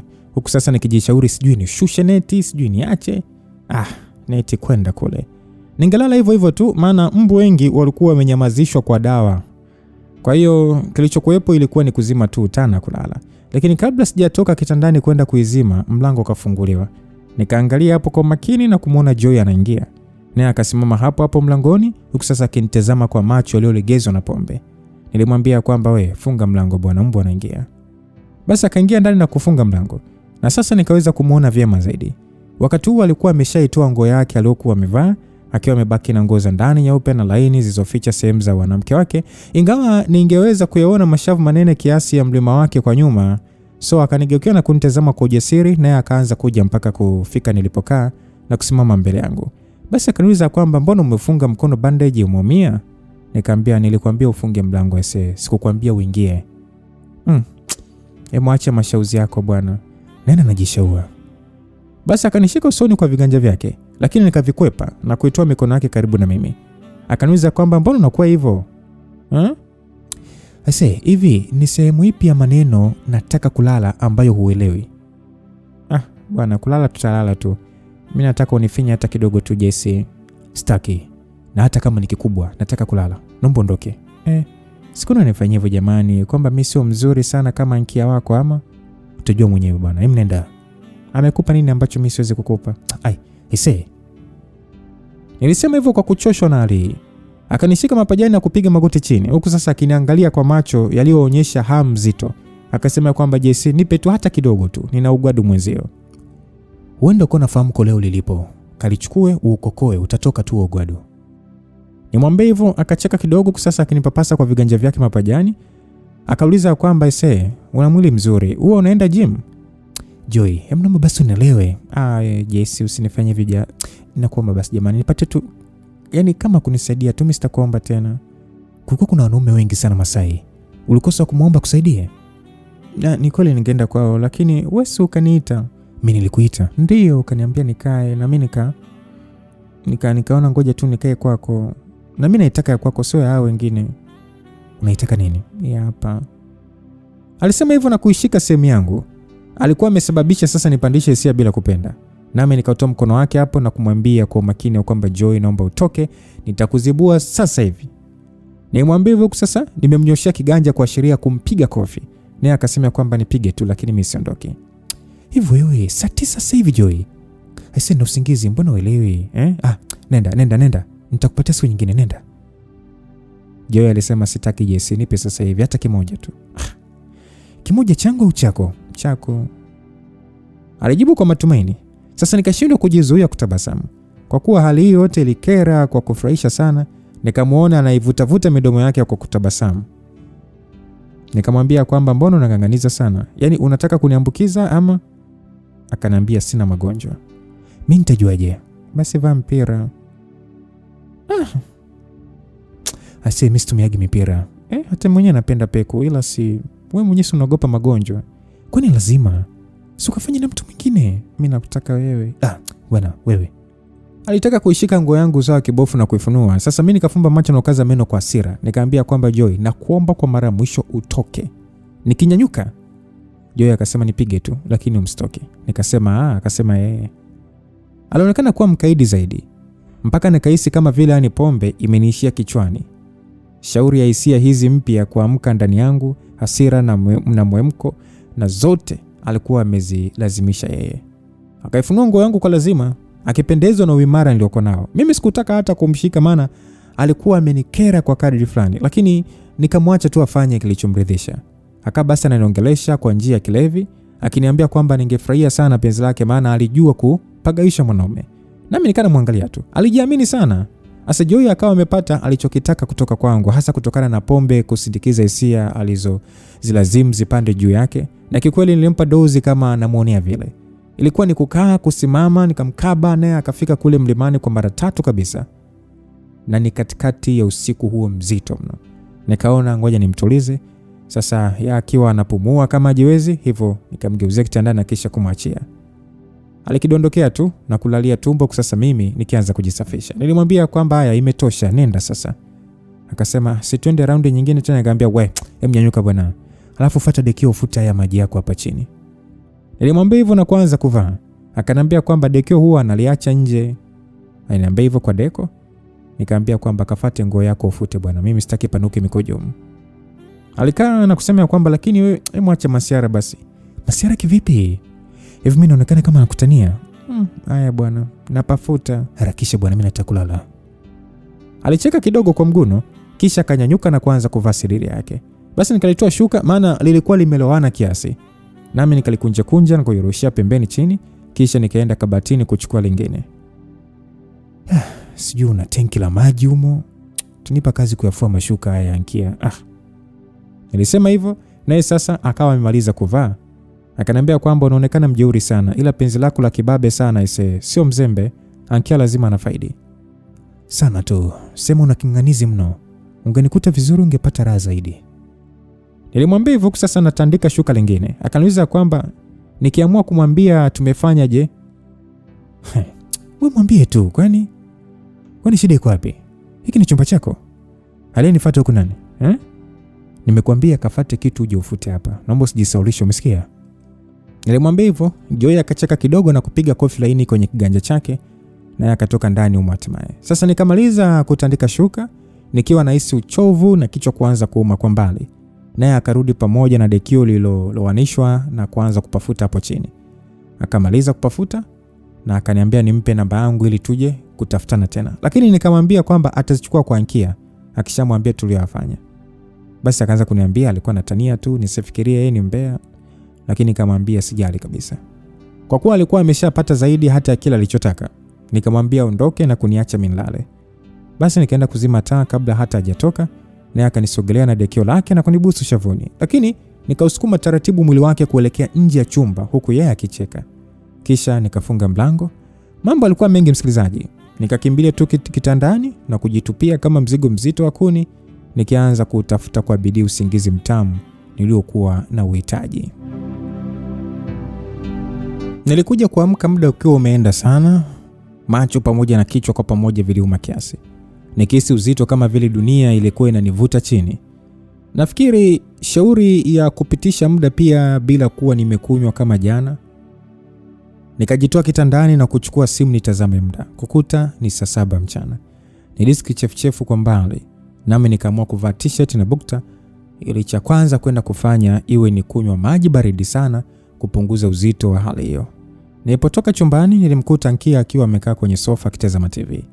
Akaangalia upande wangu mara moja kisha akaendelea kutazama runinga bila kunionyesha hisia yoyote. Nikasogea mpaka hapo na kumwangalia usoni. Alionekana ni kama kuudhika hivi. Mimi nisijue sababu kuu ni ipi. Makisio yakawa kwamba huenda alijua kilichotokea baina yangu na Joy usiku uliopita. Kwa hiyo alikuwa amekasirika. Pamoja na hilo nikajivisha tu utakatifu na kumpa salamu. Hey, Ankia, mambo vipi? Hakujibu, akaendelea tu kuangalia tamthilia yake. Nami nikaona nimsemeshe tena. Joy yuko wapi? Nilipomuuliza hivyo akajibu kwamba sijui, labda nikuulize wewe. Alijibu bila hata kuniangalia. Msumari kwenye kidonda. Nilitabasamu kidogo na kusema ya kwamba kinachokufanya unune ni nini sasa? Akabaki kimya tu. Sikiliza Ankia, issue ya jana na Joy ilikuwa wewe usiniambie mimi. Ukiamua kuanza kuwaleta na kuwaingiza mawala kwenye hicho chumba ni juu yako. Wewe si ni mtu mzima. Jiamlie unachotaka bwana. Ankia. Yaani unanisemisha namna hiyo? Kwani nimeongea vibaya? Au umesahau kwamba mimi ni mwenye nyumba yako? Sijasahau hilo. Sasa unaoingiza tu wanawake humo Na sasa wanawake gani Ankia? Unajua kilichotokea jana? Ama niseme leo? Unajua kilichotokea au? Kwa hiyo nini sasa? Unataka kukataa kwamba mimi kipofu au sisikii? Najua ulichofanya na Joy mlipoletana hapa. Sasa kwa hiyo mimi ndo nilimleta Joy hapa. Sasa alikuja na wewe? Kama ukutaka aje ungemzuia toka tumondoka Masai. Halafu sasa wewe usinisemeshe bwana. Utajua mwenyewe. Alisema hivyo kwa kuudhika. Nisimsemeshe sawa. Mimi nikapita zangu na kwenda nje, moja kwa moja mpaka uani. Nikashusha mzigo kwanza huku sasa nikiwa nimepokea kero kama kitu cha kwanza tu baada ya kutoka kuamka. Kwa mambo mengi Ankia alikuwa sahihi. Hapo palikuwa ni kwake na mimi kutambua hilo ndio moja ya mambo yaliyofanya nisitaki kutoa penzi kwa Joy usiku huo. Lakini king'ang'anizi cha yule mwanamke machachari kikanifanya nimpe tu alichotaka ili aniondolee kelele. Ukitegemea nilikuwa nimechangamshwa na pombe pia. Sasa sijui nilikuwa limemwambia nini Ankia kilichofanya nikasirikia hivyo. Si unajua tena wanawake kwa chumvi Usikuta hata nilimwambia mimi ndio nilipeleka chumbani. Yote kwa yote sasa ningetakiwa kushughulika na hii hali kwa namna ambavyo mwenye nyumba wangu alitaka tuisongeshe mbele. So si alitaka nisimsemeshe? Hilo lilikuwa ni jambo rahisi sana kwangu kufanya. Kwa nikamaliza haja zangu za kujisafisha kisha nikarudi ndani. Nilimpita huyo mwanamke kama simuoni vile. Nikaenda na kuchukua hela kidogo ili sasa nifate maji baridi sana dukani. Nami nikaenda tena pale nje kuyafuata. Safari moja tu na kurudi chumbani tena. Kisha nikatulia humo. Sikutaka kujishughulisha sana na simu baada ya kuangalia mambo machache tu ya humo kutokana na kuhisi njaa. Hivyo nikaamua kwenda kuoga kwanza halafu nitoke kutafuta msosi. Labda kule tulipochukua chips jana na huyu mama mnunaji huyu. Siku zote endapo kama mtu angenipa bega la ubaridi, mimi ningemrudishia mgongo wa baridi zaidi. Eti uninunie au kunichunia, alafu labda eti nianze kuhangaika. Sikuwa na kitu kama hicho rafiki yangu. Ikiwa Ankia alifikiri kwamba ningejipeleka kwake na kuanza kumbembeleza kwa kuwa tu mwanzoni eti tulikuwa tumeanza kuchokozana kimapenzi, basi alikuwa amekosea mno. Nikatoka zangu na kwenda bafuni kuoga, wakati huu sasa yeye akiwa jikoni kuandaa chakula. Nafikiri hata nijali nini sasa. Mimi nikaoga nikaingia ndani, nikavaa vizuri na kujitengeneza vyema, kisha nikatoka tena bila kuaga mtu. Mwendo wa taratibu tu mpaka Mzinga kwenye shughuli nyingi za wapambanaji ukanifikisha sehemu ile tulionunua chakula jana. Nikaagiza tu chips kavu na mishikaki minne, Pepsi baridi, nami nikaenda kukaa kwenye kiti cha wazi na kusubiri huduma yangu. Chakula na kinywaji ikaletwa, nami nikala mpaka kumaliza. Nikatoka na kuanza kurudi mdogo mdogo kuelekea nyumbani kwake Ankia. Siku zote kujua kwamba ninaangaliwa mno kulinipa aina fulani vya ujasiri au kujiamini. Lakini inaonekana kwa wengi nilionekana kuwa mtu mwenye kujisikia sana. Kwa hiyo mimi kama mimi kuacha watu wawe na mtazamo wowote kunielekea ndio lilokuwa jambo sahihi la kufanya. Kwa sababu ni mimi tu ndiye niliyejijua kihalisi jinsi nilivyo. Hapa siongelei tu kutazamwa na watu kutokana na sura yangu, bali kuhukumiwa kwa tabia zangu na watu wanaofikiri wanajua sana kuhukumu. Inaeleweka na muongelea Ankia. Alionekana kuwa mwanamke mwenye kushikilia sana mambo. Yaani hata ukimuudhi kwa jambo dogo, anaumia kiasi kwamba hawezi kuliachilia kiurahisi. Sasa mtu kama huyo siku zote inatakiwa kumwacha tu achukulie mambo jinsi anavyoona kuwa sahihi. Kwa sababu huwezi kama kubadili mawazo ya binadamu kwa kulazimisha waone mambo jinsi wewe unavyoyaona.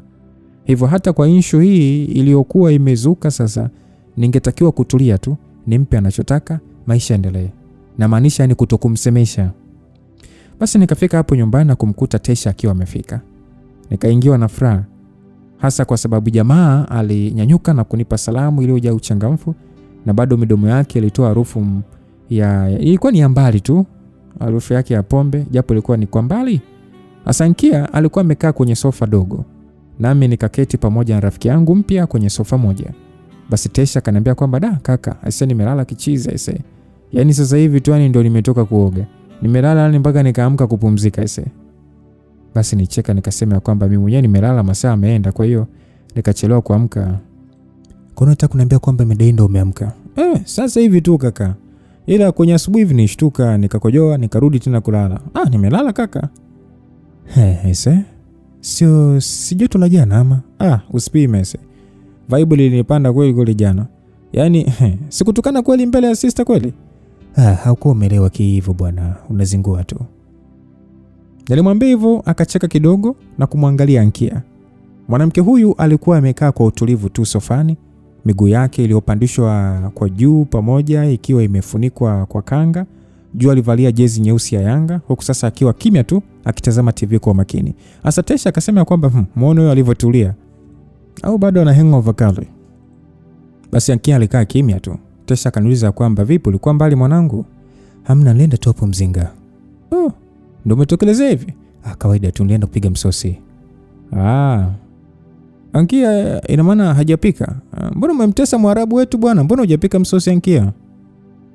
Ankia akajibu ya kwamba chakula kipo, mbona hajataka tu kula. Ankia alisema hivyo, sasa ameangalia TV. Tesha akanitazama usoni, nami nikamwangalia kwa ufupi. Kisha nikatoa simu yangu mfukoni kuangalia ujumbe ulioingia. Nafikiri kijana huyu aliweza kusoma mchezo haraka kwamba hali baina yangu na Ankia haikuwa nzuri. Kwa hiyo akaamua kuanzisha mada nyingine, akauliza kwamba oi, kwa hiyo na leo tutaingia Masai au sio? Nikasema kuna issue gani, tusije tukatoka usiku mno tena isiwe dadako anaweza ku. Kabla sijamalizia kauli yangu, Tesha akasema kwamba sister sio mzingwaji JC. Yaani yuko pisi sana. Hata mwenyewe huwa tunaenda naye akiwa free. Muuliza hata Ankia. Basi nikamtazama Ankia machoni kwa ufupi, nami nikakuta ananiangalia pia.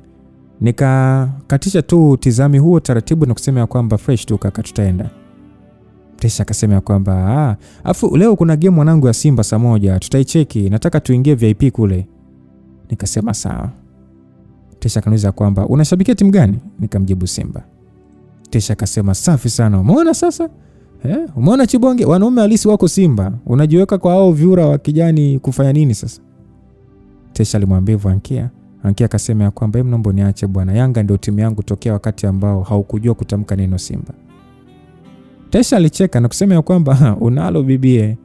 Ankia alisonya kidogo. Tesha akasema kwamba twende VIP wewe, acha unyonge. Tesha alimwambia hivyo. Ankia akasema kwamba VIP yenyewe imekaa kama sebule yangu, tunendeni tu. Ankia alisema hivyo, huku akiwa na maudhi yake. Sasa nikamuuliza jamaa kwamba kwa hiyo tunatulia mpaka saa ngapi?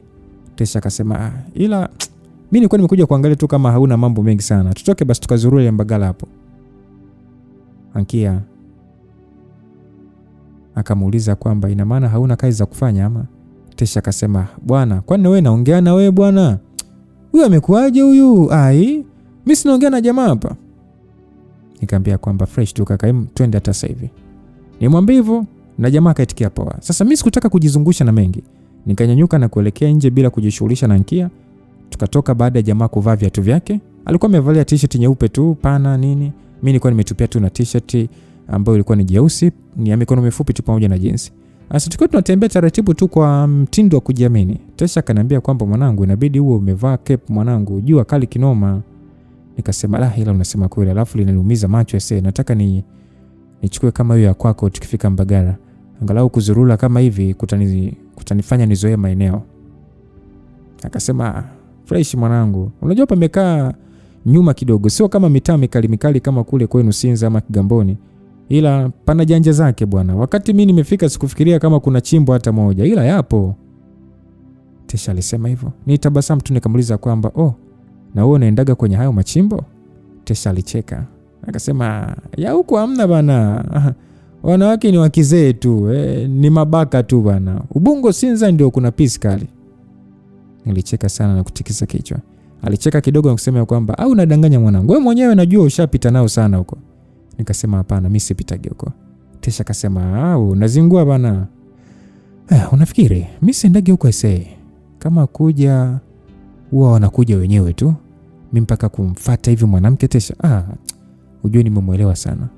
Haya mambo ya gusa mara moja na kupokezana naonaga ni kama hayana faida ese. Sema tu mimi kwangu akija kama amenikuta vibaya ndo unakuta napiga, ila huwa sishobokeki vile sana kaka, au sio? Haya bwana, ndio maana kumbe hata najimamankia umtake. Alafu mbona kama yani amevimba sana leo, mmetibuana wapi? Si ndo mambo kama hayo bwana. Yani imekwaje? Amenikasirikia kisa jana. Kivipi yani? Nilimpiga Joy. Tesha alisimama na kunishika mkononi. Naye akasema kwa sauti ya juu akasema, wewe, acha basi mwanangu, unasema kweli? Kweli kaka. Muda gani ulipiga? Si muda ule nimekuacha kwenu, sasa nilipofika ndani Joy akanitaka. Kwa hiyo mwanangu kamuingiza chumbani? Alikuja mwenyewe, kangangania kweli. Sasa kabidi nimpige tu aridhike aondoke. Sasa ndio Ankia akanikasirikia, hataki hata nimsemeshe. Tesha alicheka kidogo na kusema kwamba wewe ni noma mwanangu, ushakuladi Joy usiku wa kwanza tumekutana mwanangu. Utamaliza wake wengi za watu mwanangu, sisi tunakuangalia tu.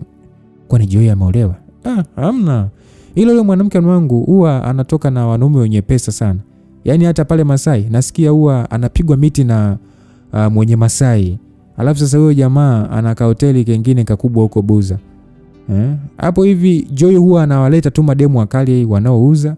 Si unaelewa yeye yuko kama yani kingpin tu hivi wa kike yani. Alafu hizi issue yani hakuna wengi wanaojua. So wewe umejuaje? Kuna jamaa hapo ndio meneja hapo Masai hapo anaitwa Bobo. Sema jana hakuepo, ila mshikaji wangu mwanangu yani takuonyesha mwanangu. Ndio huwa anaambiwa vitu kama hivyo nini, ananiambia mambo hayo nini. Wale wana issue nyingi sana. Alafu Joy sasa anapitisha mambo mengi yani kona na kona. Biashara zinaendelea pale mwanangu. Si unajua mjini mwanangu macho mengi yako kwa huyo demu, maana anajiwekaga fresh sana. Alafu nasikia yani analindwa ile mbaya mwanangu. Kwa mwangalifu mwanangu asije akakutafutia balaa mapema. Mbona anaonekana wa kawaida sana? Kwani mwanangu jambazi anatakiwa yani kwani anatakiwaje yani anatakiwa kuonekana vipi yani? Au jambazi atakwambia ni jambazi? Si mpaka aje agongwe risasi ndio unabaki kinywa wazi. Kwa hiyo mtoto mwanangu yani akaililia. Wewe acha tu mwanangu. Nilikuwa ninamwambia kwamba toka nasikii. Akanikera mpaka sasa nikampiga tu vya kumkomesha. Anaonekanaga mtamu kweli. Mimi mwenyewe mwanangu unajua mimi nakubali sana wanawake. Sema tu Masai hapo mwanangu fitina nyingi sana ni mwanangu. Ndio maana mimi naendaga zangu Ubungo. Kwa hiyo Ankia mwanangu yani akamaindi sana nilivompiga Joy sana. Na unajua ni kweli kufanyia hivyo kwake sio fresh. Na sio pombe tu. Yani hadi na kinganizi cha Joy. Ila sema Ankia ameniudhi. Hataki kunisikiliza. Anasema nimeshaanza kuingiza mawala. Basi msikilizaji, tuko tunakaribia lami sasa. Naye Tesha akanishika begani huku sasa bado tukiwa tunatembea taratibu. Unajua mwanangu, kinachomuuma ni kwamba umefanya mapenzi na mwanamke nyumbani kwake, au kwa sababu tu umefanya mapenzi na mwanamke mwingine lakini sio yeye. Inaonekana ni vyote, lakini sijui sana. Hebu ngoja kwanza. Alisimama neno hayo na kunisimamisha kabisa ili sasa nimsikie kwa umakini. Na kweli nikaeka umakini. Nafikiri Ankia amekupenda mwanangu. Tena sio ile kupenda kama ya mwanamke wa aina ya Joy ya kutaka penzi tu kumridhisha, ila ile kupenda moyoni. Sasa kwa Ankia hiyo ni shida, kwa sababu huyo mwanamke unajua amepitia magumu sana na mume wake. Hivi unafahamu alikuwa ameolewa? Ndio. Basi alikuwa anakaa hapo na mume wake hasa na watoto wake wa kike. Miaka kama 6 hivi mwanangu. Ila huyo mtoto sasa akawa amekufa. Aliumwa sana mwanangu. Ankia yeye hana wazazi. Ndugu zake wengine sijui hata wako wapi huko. Na hiyo nyumba aliachiwa na baba yake aliyekufa. Sio muda mrefu sana. Yaani sio muda mrefu sana. Kwa baada ya Ankia kuolewa akapewa nyumba. Ndio alikuwa anaishi na familia yake hapo. Sasa ile mtoto wake kufa vile mwanangu, badala mume wake na ndugu zao kumfariji, wakawa sasa wanamrushia lawama kwamba hajui kutunza, siji hawezi malezi kama vile, yani si unajua. Kwa hiyo yeye ndio alimuua ama? Kaka, imagine mume wake sijui alikuwa kabila gani huko mwanangu, wajigajinga tu mwanangu. Watu wake wakamshawishi aachane naye. Alafu Ankia alikuwa anampenda kweli kweli huyo jamaa. Biashara za baba yake alimwachia msela aongoze. Asa jamaa akawa anamletea dharau tu. Alipoamua kumwacha kabisa, Ankia alivurugika. Sisi tumekaa naye hapo mwanangu, alikuwa ni wakulia tu. Asa Miriam alijitoaga kweli kumsaidia mpaka akajikakamua tena. Angalau siku hizi sasa kama unavyomuona nini anajitahidi hata kuchangamka, lakini hao ndio mambo yaliyomfanya asitaki hata mwanaume tena. Kama mwaka sasa hivi yani sijamuona na mtu kabisa. Yani amekuwa ni wa nyumbani tu. Hiyo sio poa. Mwanangu, yani hakuwa hata na ile mwanangu, yani hata ile nguvu hata kutaka kuendelea na kazi hakuwa nayo. Kwa hiyo akaamua tu mwanangu kuuzauza vitu vyao vingi na kurudisha biashara za baba yake. Ila sijui mengi sana kuhusu hayo. Umeona? Kwa hiyo ni mtu ambaye yani tunamuelewa sana. Nadhani hata hii ya kupangisha mtu hapo kwake ilikuwa njia ya kujiingizia pesa ili asogee kimaisha zaidi. Na sasa wewe kuja ndio naona sasa kumemchangamsha. Kuna kama mama hivi kamoja kanaitwa Mama Chande. Sasa kale kama mama kalikuwa ananiambia hapo, ni kabla sijakufahamu, kalikuwa ananiambia kwamba Ankia alikuwa anakutendea kama vile umemuoa tayari, maana alifurahia mno kuwa na wewe hapo. Halafu mama ni mbea. Kumbe unamfahamu? Hata hujamuuliza kitu tayari kashaanza kusambaza ubuyu. Masai kote wanamjua mwanangu. Kwa hiyo unasema kwamba Ankia kujua nimetoka na Joy kunaziumiza sana hisia za moyo wake, si ndio? Ndio hivyo kaka, anaweza hata akaanza kuwa kama kipindi kile. Lakini Tesha, mimi nimekuja juzi tu, hajui natoka wapi, nimeishi vipi, Sawa, ni nomo sana haya mambo ya kuvutiana na nini, lakini mimi sijaja huku kwa misingi ya kuwa kitulizo cha moyo wake. Je, kama na mpenzi wangu mwingine, ama labda ni kama ningekuwa nimeoa, hatakiwi kuweka matarajio namna hiyo kwangu mimi kwa sababu bado hajanijua vizuri. Haya mambo ya kufurahishana yanabaki kuwa ya kufurahishana tu. Ila kama ni kwenda kula anakotaka twende, mimi sidhani kama nitaweza. Kaka, ndio maana nimekuambia haya ili uje kuongea naye. Wewe ni mwanaume mwanangu, mwambie tu kwamba unamuelewa, na kama atataka kwenda mpaka sehemu fulani, basi muweke wazi kabisa kwamba utaishia mahali fulani, ili asije kukuzoea mno ikawa shida. Wewe mwenyewe utajua tu cha kufanya mwanangu. Alafu mwanangu, mimi niliposema kwamba hatakagi kuguswa kwa sababu ya kuogopa ngoma, mimi nilikuwa natania tu mwanangu. Kwa hiyo hivyo ndivyo ilivyo kwake mwanangu. Tesha kanipa ushauri. Nikatikisa kichwa kidogo kwa njia ya kusikitika kiasi. Naye akaniambia tuvuke barabara ili tukapande daladala za kuelekea Rangi Tatu. Mimi sikufikiri Tesha angeageuza mazungumzo hayo kuwa yenye kugusa namna hiyo, lakini ni kweli yalinigusa sana. Tena hadi niko sasa nimeingiwa na kale kaisia kahatia kutokana na matendo yangu ya kuanza kumuonyeshea uvutio wa kimapenzi mwanamke ule bila kuelewa vizuri zaidi hisia zake kwa ujumla. Ni kitu cha kawaida sana kwetu sisi wanaume kufanya. Na Tesha kunielezea kisa cha maisha ya Ankia kukaanza kunipa mwanga kuona kwamba jambo hilo halikufaa. Hivyo kutokea hapa ningetakiwa kushughulika na mwanamke huyo kwa njia ambayo isingemwachia maumivu niliyofikiri angekuwa ya kawaida kwa sababu ya kuchuniana tu. Ningetakiwa kuzungumza na Ankia anielewe, nimuelewe, tuelewane.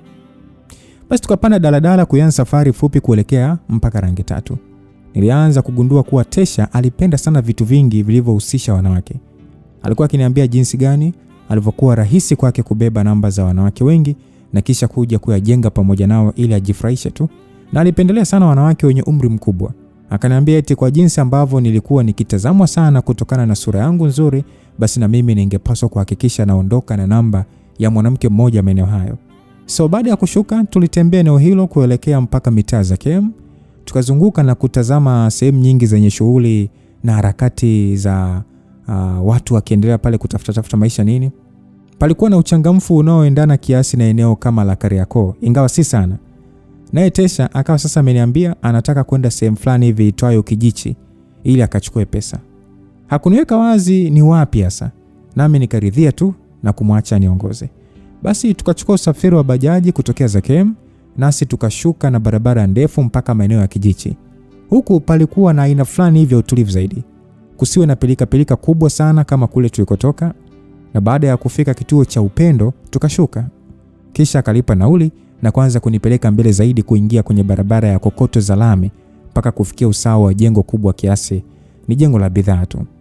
Ilionekana kwamba sehemu hiyo ilihusika na shughuli za uuzaji wa bidhaa mbalimbali za jumla, ikiwa kama supermarket tu kutokana na muundo wake pamoja na milango mipana ya vioo. Na baada ya kuliona gari jeupe la pickup nililolifahamu vizuri sana, nikaelewa Tesha alikuwa amenipeleka wapi. Basi Tesha akaniambia kwamba hapa ndio kazini kwa sister. Naona hukuniambia kama tunakuja hapa lakini. Sasa ndio surprise kaka. Nyie watoto wa Kishua si mnapenda mambo? Na nikakwambia mimi wa Kishua. Unaonekana tu mwanangu ni wa Kishua. Ama nimekosea namba? Mimi mtoto wa mtaani tu kaka. Wewe mwacha kuzingua bwana. Alisema hivyo sasa tukielekea mlangoni. Nikamuuliza kwamba ndio anafanya kazi hapa. Akajibu duka lake kabisa. Nikasema kumbe. Eneo la kuzunguka jengo hilo lilikuwa safi sana. Na baada ya kuingia ndani humo, nikaona kukiwa na maboksi mengi yenye bidhaa za matumizi mbalimbali ya nyumbani, vyakula vilivyofunikwa pamoja na vinywaji. Kulikuwa na jokofu kubwa tu zilizotunza vyakula baridi, barafu na vinywaji, na upande wa pembeni tu kutokea kwenye mlango huo wa kuingilia ilikuwa ni meza laini ya mbao iliyowekewa kompyuta.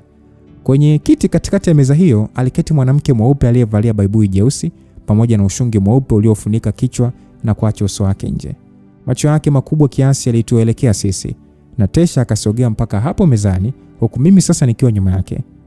Tesha akasema kwamba mama sita, nakuona mama sita. Tesha alimwambia hivyo sasa kitabasamu. Mwanamke huyo alikuwa ni mama sita kweli kweli, naye akatoa tabasamu lililofanya mashavu yake yatokeze, vishimo vilivyompendezesha zaidi. Halafu sasa akaniangalia usoni, nikasimama usawa wa meza pia na kumtazama machoni.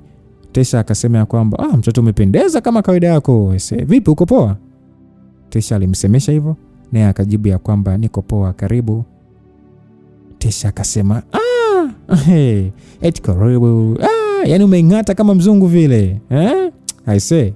Yote ni kwa sababu ya kumuona pedeshe hapa ama nini? Basi mwanamke huyo akacheka kidogo kwa haya, huku sasa mimi nikimwangalia tu kwa macho yenye upendezi na tabasamu hafifu. Basi Tesha akasema kwamba kaka, huyu ni Soraya au Tausi, mtoto mweupe na mwepesi zaidi ya Tausi. Tesha aliniambia hivyo. Soraya akasema kwamba ila wewe nishaukataza kuniita mtoto bwana, sina lingana na dadako. Tesha akasema kwa hiyo unataka nione nakuita ni Kikongo ama? Soraya akasema tena ndio inafaa. Tesha akauliza kwamba haya bwana, vipi sister yupo? Soraya akajibu yupo. Sasa kaka, ngoja basi nimcheki hapo mimi fast nakuja. Nikamjibu poa. Basi akaanza kuelekea mlango wa chumba kingine ndani hapo ulioonekana kwenda ndani ya ofisi ya dada yake. Naye akawa sasa anamuonyesha Soraya ishara ya vidole kunielekea mimi. Yaani kama kusema kwamba amemwachia mimi ili tuongee. Nikatabasamu tu huku sasa nikimtazama Soraya usoni. Alikuwa na muonekano fulani hivi wa Kiarabu kutokana tu na namna alivyojiweka. Nami nikaanzisha maongezi. Mambo vipi? Poa tu, karibu. Asante, sehemu nzuri sana hapa. Mwanzoni hapa kuaga pamejaa namna hii. Sasa hivi angalau vitu vinaongezeka nini, biashara inakuwa. Mnauzaga bidhaa kutoka kampuni moja ama? Hamna. Tunachukua kutoka kampuni mbalimbali. Azam, Jambo, Mo, ndio tumevijaza hapa. Na kwa huku wateja wengi wanasogea sana. Hii mitaa tuko sisi tu hapa. Kwa hiyo wa madukani na watu wengi binafsi huwa wanachukulia vitu kutokea home, then wanaenda kuendesha shughuli zao pia. Msikilizaji, huyu mwanamke ama huyu binti bwana alikuwa na sauti nzuri sana, sio nyembamba sana, nami nikampa tu uhakikisho wa kwamba nimeelewa alichosema kwa kutikisa kichwa kidogo. Basi akashika mouse ya kompyuta kwa kiganja chake cheupe kilichorembwa kwa michoro ya aina na kucha ndefu vidoleni zilizopakwa rangi nyekundu, na kwa sauti ya chini kiasi akauliza kwamba unaitwa nani? JC. JC? Ndio, herufi 2 tu. Sawa. Niliona aina fulani ya uvutio kutokana na namna alivyonitazama, na alionekana kuwa mpole sana. Vipi, umeolewa? Aliniangalia kutabasamu kiasi na akatikisa kichwa kubali. Wanao hawajambo? Wazima, sijua kwako. Alipouliza swali hili nikatulia kidogo nikitazama chini, kisha nikamwambia sina watoto. Kwa nini sasa? Muda bado. Kwani unataka kupata mtoto ukifikisha miaka mingapi? Labda 40 hivi. Kweli ama ni vibaya? Sio vibaya. Ila wanao watakuita babu, maana utazeeka bado wadogo. Hamna, wanaume hatuwahi kuzeeka hivyo. Sawa, ni jambo jema. Kwa hiyo bado haujaoa? Bado. Kwa nini sasa usioe? Ndio sio jambo la mchezo dada, ni kitu kizito. Muda ukifika nitaoa tu. Na hata nikisema niamue kuwa na mwanamke na kuishi naye kama mke wangu naweza. Lakini ile kufunga kabisa pingu za maisha, linakuwa jambo la kuweka akiba ya mbeleni kwanza. Hayo mawazo vijana wengi wanayo, lakini sioni kama ni sahihi. Unakuwa unacheza na watoto wa watu tu. Si ndio? Na wewe ndio unafanya hivyo? Hamna bwana. Hamna. Ama naonekana kama muoni sana. Mimi sijasema hivyo. Ile vijana wengi ndio mnafanya hivyo siku hizi. Ni bora kuoa mwanamke ukatulia naye tu ndani. Hakuna kitu kama kutulia ndani tu siku hizi dada yangu. Ndoa nyingi ziko kwa ajili ya fashion, kujionyesha tu. Lakini bado hakuna anayetulia na mwenzie mmoja bila kutoka nje. Au unadanganya? Hapana, ni kweli. Kwa unakuta hata waliopo kwenye ndoa wanachiti sana. Yaani wanachepuka vizuri mno. Kwa ni vyema ukipata mtu aliyetulia, na kweli mtatulia. Ila sasa muda ukipita tu mkaanza kuonana kama ng'ombe. Imeisha hiyo. Kwamba ng'ombe. Umeona Na hayo mambo sio kwa sisi wanaume tu, mpaka wanawake. Yaani ukishajua mwenzio anachiti na wewe unatafuta wa kukutuliza. Sasa kinachofuata ni kuachana kama sio kuuana tu. Watoto wanabaki kuteseka. Sasa faida gani? Ila ni bora tu kufanya vile moyo wako umeridhia. Yatakao kuja ndio yatakao kuja tu basi. Nilimwambia hivyo huku sasa nikitabasamu. Basi akana tabasamu pia na akasema kwamba yote hayo ni ya kweli, kila mtu ana maamuzi yake. Ndio hivyo dadangu. Mume wako anaweza kuamua kutembea na dada yako au rafiki yako na wewe usijue. Hata wewe ukiamua kuzaa na mimi na ukampelekea huyo mtoto alelewe na mume wako akidhani ni wake, unashindwa nini? Ndio system zilivyo siku hizi. Watu wanaishi kwa maamuzi wanaoyaona wao yanawafaa. Kwa hiyo unaishi tu upendavyo ili life lisonge. Basi nilimwambia hivyo. Inaonekana aliingiza maneno hayo akilini mwake kwa utafakari wa kina sana, kwa sababu alinitazama machoni kwa mkazo mwepesi, yaani kama anajaribu kunisoma vile. Mimi kwa ubora wangu wa kuzungumza nilikuwa nimemuonyesha tu kwa maneno namna ninavyoona mambo, lakini nadhani nikawa sasa nimeingiza akili yake, yani ni kama nimewekea akili yake jambo fulani hivi ambalo lilimsisimua sana. Aliangalia chini na kutabasamu, ni kama alitabasamu kwa aibu hivi. Kwa hiyo watoto na ndoa vitakuja tu. Sasa hivi ni kutulia. Na kuula ujana haswa. Nilimwambia hivyo kiutani. Sote tukacheka kidogo, na hapo mlango wa ofisi alikoingia Tesha ukafunguka. Jamaa akatokeza kidogo na kuniita kwa ishara ya kiganja. Nami nikajiweka sawa na kuanza kwenda. Labda dada yake alitaka kuniona, ama Tesha ndo alitaka nimsalimie. Yote ningeajua hapo ndani. Basi nikaingia ofisini humo, palikuwa pazuri sana. Sehemu rahisi tu yenye usafi wa hali ya juu sana. Basi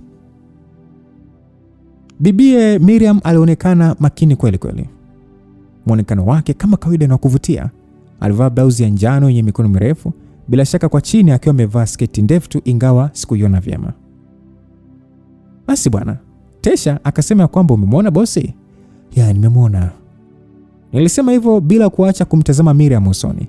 Miriam akamwangalia mdogo wake. Asa Tesha akasema kwamba ulikuwa unafikiri mimi nakudanganya sister? Haya, huyu hapa sasa. Tesha alimwambia hivyo. Miriam akaniangalia tena. Habari za kazi? Nzuri, uko poa? Ainiuliza na mimi. Aise, hako ka sauti, yani hata hakuilazimisha iwe tamu namna hiyo, lakini Iliposikika kwangu, yani nilipenda sana. Sijui alikuwa anafanyaje tu hapo kooni, lakini ni sauti fulani hivi iliyotulia sana, ni sauti yenye mamlaka sana. Mimi niko fresh kabisa.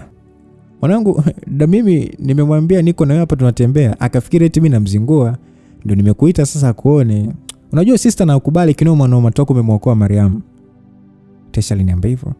Nikamwangalia Miriam na kuona anatazama chini sasa akitota basamu hafifu la kuhukumu. Ile njia fulani hivi ya mtu mzima kuona kila kitu mdogo wake anachosema kuwa upuuzi au utoto tu. Sasa nami nikajikaza nikitabasamu na kumwambia Tesha kwa ishara mdomo ya kwamba ila wewe. Asa jamaa akacheka kidogo kwa pumzi. Naye akamwambia dadake ya kwamba aisee, sister, tumezunguka hapo za KM ndio nikaona tupita hapa na kusalimu. Unapiga sana kazi dada. Basi hapo tayari nilikuwa nimeshasoma kile ambacho Tesha alikuwa amekuja kufanya hapa. Na dada yake akanipa uthibitisho zaidi. Hakuzungumza wala, akatoa tu shilingi 20,000 na kumpatia mdogo wake, naye Tesha akazipokea kwa sasa kitabasamu. Akaniangalia kwa yale macho ya kuonyesha kwamba alikuwa amepata ushindi. Ikiwa wazi alikuja pamoja nami sehemu hii kumuomba dada yake hela. Basi Tesha akamwambia sister yake kwamba asante sana mimi. Sisi ngoja basi tusepe sasa, bado unamuonyesha shujaa wetu mitaa nini, si unajua? Miriam akamwambia kwamba haya, umemwachaje mama lakini? Yuko poa tu. Tukitoka mizunguko hapa, tunaingia hapo scan tena kumcheki.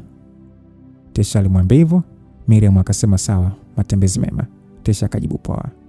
Basi tukiwa tunaanza kuelekea mlango, nikamwambia Miriam ya kwamba kwa heri. Macho yake alinikazia tu mimi kwa umakini.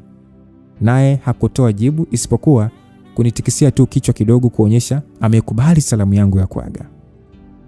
Sasa Tesha akamwambia yule Soraya ya kwamba wewe mtoto Soraya, sisi tunaenda sasa. Soraya akasema kwamba haya sawa karibuni. Tesha akamuuliza kwamba haumuulizi Pedesha atarudi lini? Nitabasamu kidogo naye Soraya akacheka kidogo pia. Tesha akamuuliza kwamba kwetu lini sasa? Soraya akamjibu nitakuja tu.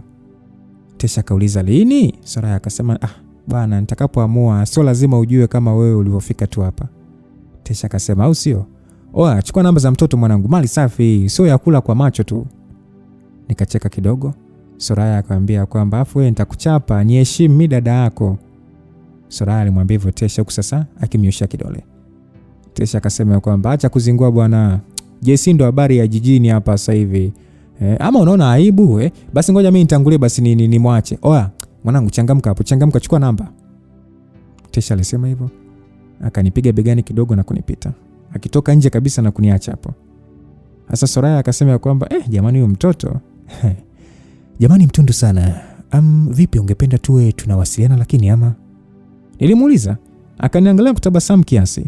Naye akatikisa kichwa kukubali. Sasa nikatoa simu yangu na kuweka sehemu ya kuandika namba, nami nikampatia. Hatukusemeshana lolote lile mpaka alipomaliza kuandika na kunirudishia, kisha nikaipiga namba yake kwa ufupi ili ya kwangu ifike kwake. Simu yake iliyokuwa mezani kaita na akaichukua na kuniangalia kusasa kitabasamu. Soraya na mimi tukaangalia upande wa mlango wa ofisi ya Miriam na kumuona mwanamke huyo akiwa ametoka kusasa ameshika karatasi mkononi. Soraya akasimama na kuitikia abe. Miriam akaendelea tu kuniangalia, nami nikamtikisia kichwa mara moja kama kuaga. Kisha nikatoka ndani hapo. Sasa kilichoendelea hapo ndani ndio ambacho sikukijua, lakini ilikuwa ni rahisi kufikiri kwamba Miriam angedhani nilikuwa namtongoza msaidizi wake huyo. Angeniona kuwa bonge moja la muhuni, na hiyo ingeniharibia CV yangu nzuri kwake iliyojijenga kwa kumwokoa mdogo wake. Ila sasa nisingeweza kujua sana aliyoendelea mpaka kuhukumu mambo kwa njia hiyo, kwa sababu Miriam hakuonekana kuwa mwanamke mwenye kujali mno mambo ya wengine. Nikamfikia Tesha, nasi tukaanza kutembea kuelekea barabara na kusubiria bajaji ili sasa turudi kule Mbagala. Nayo ikafika na kutubeba, ndio stories zikaanza. Aliuliza kama niliondoka na namba ya Soraya, nami nikakubali. Akasema nihakikishe natoka na ule mwanamke, yani kwa hali na mali zote. Tesha alisisitiza akasema kwamba yani hata nikitaka nilipie chumba kwingine ili nisimuudhi Ankia kwa kupeleka mwanamke pale nyumbani basi angenilipia. Tesha alipenda sana hizi mambo. Mimi nikamweka wazi tu kwamba Soraya nilimuelewa, lakini haikuwa kwa njia hiyo ya kunisukuma nianzishe uhusiano naye wa kimapenzi, hasa kwa sababu wake za watu siku zote ni sumu. So nilimwambia kwamba hayo mambo niliyafanya kitambo mno, ila kwa sasa hivi sio vitu vyangu na sikuhitaji papara kushughulika navyo. Kwa hiyo jamaa alionekana kunielewa na safari ikaendelea. Basi bwana, Hatukuchukua muda mrefu sana kuondoka Mbagala baada ya mimi kuwa nimeinunua kofia kunikinga na jua, pamoja na Tesha kununua kacha nzuri za mkononi na kunipatia moja kama zawadi. Nilimuuliza Tesha ikiwa dada yake hufanya kazi mpaka usiku kwenye siku za weekend, naye akasema Jumamosi tu ndio Miriam huenda huko dukani kwake kwa siku za weekend, na huwa anawahi kurudi tu labda kama akitaka kupita sehemu zingine baada ya kumaliza shughuli zake. Basi tukafika nyumbani ikiwa sasa imeingia saa 11:30, naye Tesha akanipeleka pale kwao. Sikwenda hata mara moja kwa Ankia. Ndani pale tuliwakuta mama zake wakubwa pamoja na ule mwanamke aliyeitwa Shadia. Bila shaka wakiwa wanaongea mambo fulani tu. Zawadi Mweupe akanikaribisha vyema, na mwenzake akiwa sasa anachambua mchele akanikaribisha vyema zaidi kwa kutoka kwenye sofa iliyokuwa amekaa ili mimi sasa ndo nikae hapo. Naye akaketi pamoja na Zawadi Mweupe. Tesha akaketi sofa moja na Shadia. Mwanamke huyu akiwa sasa ananitazama sana usoni. Zawadi Mweupe akaniuliza kwamba za huko mlikokuwa? Nikamjibu tu ya kwamba ni nzuri tu mama. Yule mwenzake mweusi akamuuliza Tesha ya kwamba mlienda mpaka wapi? Tesha akamwambia kwamba hapo tu Zakiemu hapo. Tukaenda mpaka kwa Damimi pia.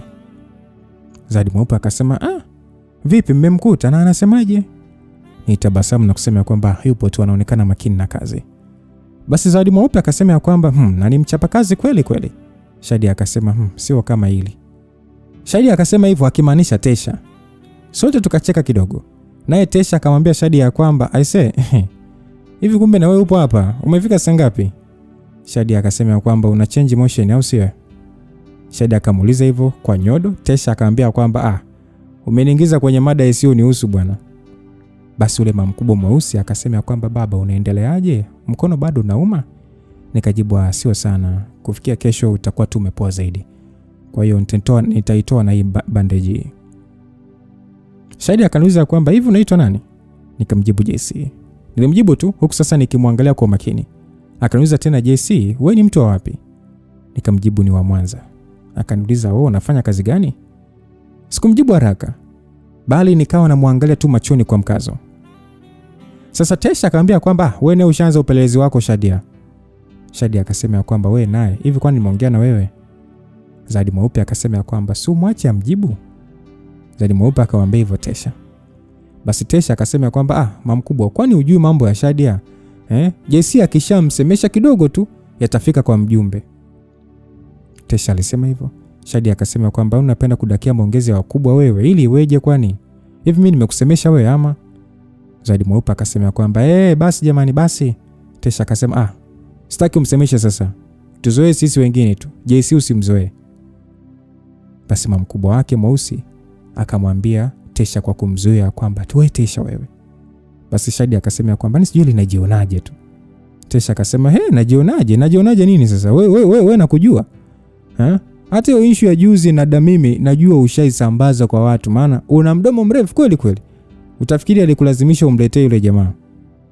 Shadia akasema kwamba yamekuwa hayo. Wewe anakuhusu nini? Nilimleta kwa wewe ama? Tesha akasema kwamba si alitimdio lakini ama? Zawadi Mweupe alicheka kidogo. Sasa Shadia akasema kwamba kwani ulikuwepo? Si ulikuwa huko unazurura tu? Una kielele tu wewe naye. Na sio ajabu unampandikiza dada yako ujinga mpaka anakataa kuolewa wakati umri unaenda. Umemgeuza awe kama mama yako tu. Wewe umekaa tu halafu unajiita mwanaume. Tesha akamwambia kwa kuudhika kwamba aise usinitibue, nitakufukuza sasa hivi. Shadia akasema unifukuze? Wewe ndio umenileta hapa. Sasa msikilizaji, ilikuwa ni imegeuka kuwa ugomvi sasa. Kisa Shadia kanisemesha. Sasa nikatulia tu na kuangalia chini. Mama mkubwa akasema kwamba ila nyie, yani hamuoni hata kuna mgeni hapa jamani, Zawadi Mweupe akasema kwamba eti utafikiri yani mmeoana hivi. Basi nikacheka kidogo kwa pumzi. Tesha akasema kwamba anazingua unaye bwana. Shadia akasema anazingua nini? Yani wewe hauna hata adabu, dawa yako inachemka. Tesha akasema ichemshe tu mpaka ikauke. Mwaka huu sikuachi. Uache umbea na uache kumtafuta dada, wewe uache kumtafutia dada wa chumba. Hataki kuolewa. Mama mkubwa mweusi akasema kwamba haya Tesha, naomba ukae kimya sasa, inatosha. Tumeshasikia umesema dada yako hataki kuolewa. Haya tulia. Basi Tesha na Shadia wakaangaliana kwa chuki, na mama zake wakubwa wakanitazama na kutikisa vichwa vyao tu. Basi nikauliza kwamba Mariamu anaendeleaje? Zawadi Mweupe akasema kwamba salama tu, yuko ndani, ngoja nimuite akusalimie. Mariam! Zawadi Mweupe akasema hivyo huku sasa akimuita binti. Haikusikika sauti ya binti yule kuitika.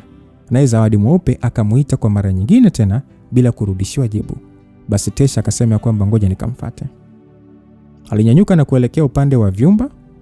Ikionekana alikwenda kwenye kile chumba cha Miriam alikonipeleka mwanamke huyo siku ya kwanza tu nimefika hapo. Sasa mama mkubwa mweusi akanyanyuka pia pamoja na ungo wake wenye mchele na kwenda jikoni. Kisha akarudi mikono mitupu na kukaa pamoja na mwenzake. Sasa Shadia alikuwa ananiangalia sana. Yaani akinionyesha wazi kabisa kwamba alitaka nimuone ananitazama ili nami nimpe umakini wangu.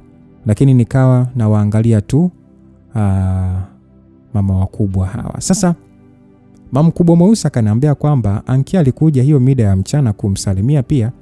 Ndio akatuambia umeondoka na Tesha kwenda kutembea. Tesha amekupenda sana. Mama mkubwa mweusi alisema hivyo, nikasema ya kwamba ndio hivyo ananikubali sana. Hata mimi pia namkubali. Sasa Zawadi Mweupe akasema kwamba unamaanisha hata mimi pia unamkubali? Akasema hapana, nimemaanisha. Sasa yule mama mkubwa mweusi akakatiza akasema kwamba amemaanisha yeye pia anamkubali Tesha, hajasema mimi ya Miriam. Mama mkubwa mweusi akamwambia Zawadi Mweupe kumsaisha.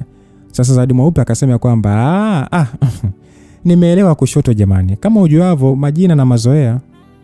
Zawadi Mweupe alisema hivyo. Sasa sote tukacheka kidogo pamoja. Basi Zawadi Mweupe akasema kwamba basi hiyo jana jioni baada ya ile ajali nilimshukuru sana Mungu kwa kukuleta hapa baba. Yaani umekuja ghafla tu, lakini ni kama Mungu alikuleta ili muokoe msichana wetu. Ulitufariji sana. Zawadi Mweupe alisema hivyo kwa sauti tulivu. Mimi nitabasamu kidogo tu na kutikisa kichwa kwa uelewa, nikitambua pia alikuwa ni mtu wa imani sana. Basi mama mkubwa mweusi akasema kwamba tulimwambia Miriam, yani alikuwa amechanganyikiwa akidhani mdogo wake ameumia vibaya. Mliongea kuhusu hiyo issue kwani? Mama mkubwa mweusi aliuliza. Nikasema kwamba ndio tuliongea, alinishukuru sana. Basi nikampaka Miriam mafuta tu mazuri. Zawadi Mweupe akasema kwamba hata sisi tunakushukuru sana, hawa watoto tunawapenda mno. Basi Shadia naye akaniongelesha akasema kwamba nimesikia umemrukia kama Tarzan vile. Nitabasamu kidogo.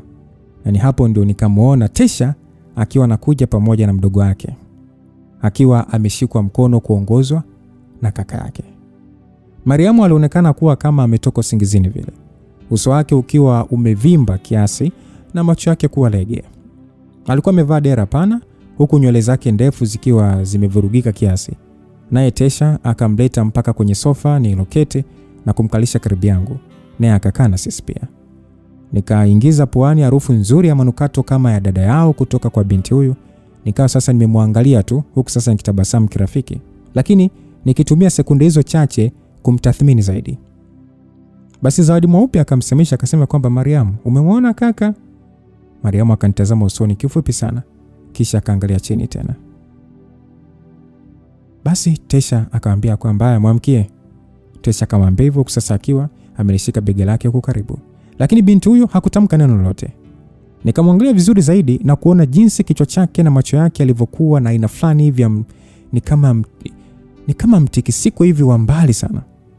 Yaani mtu mwingine angefikiria labda ni madoido, lakini nikatambua kwamba haikuwa hivyo.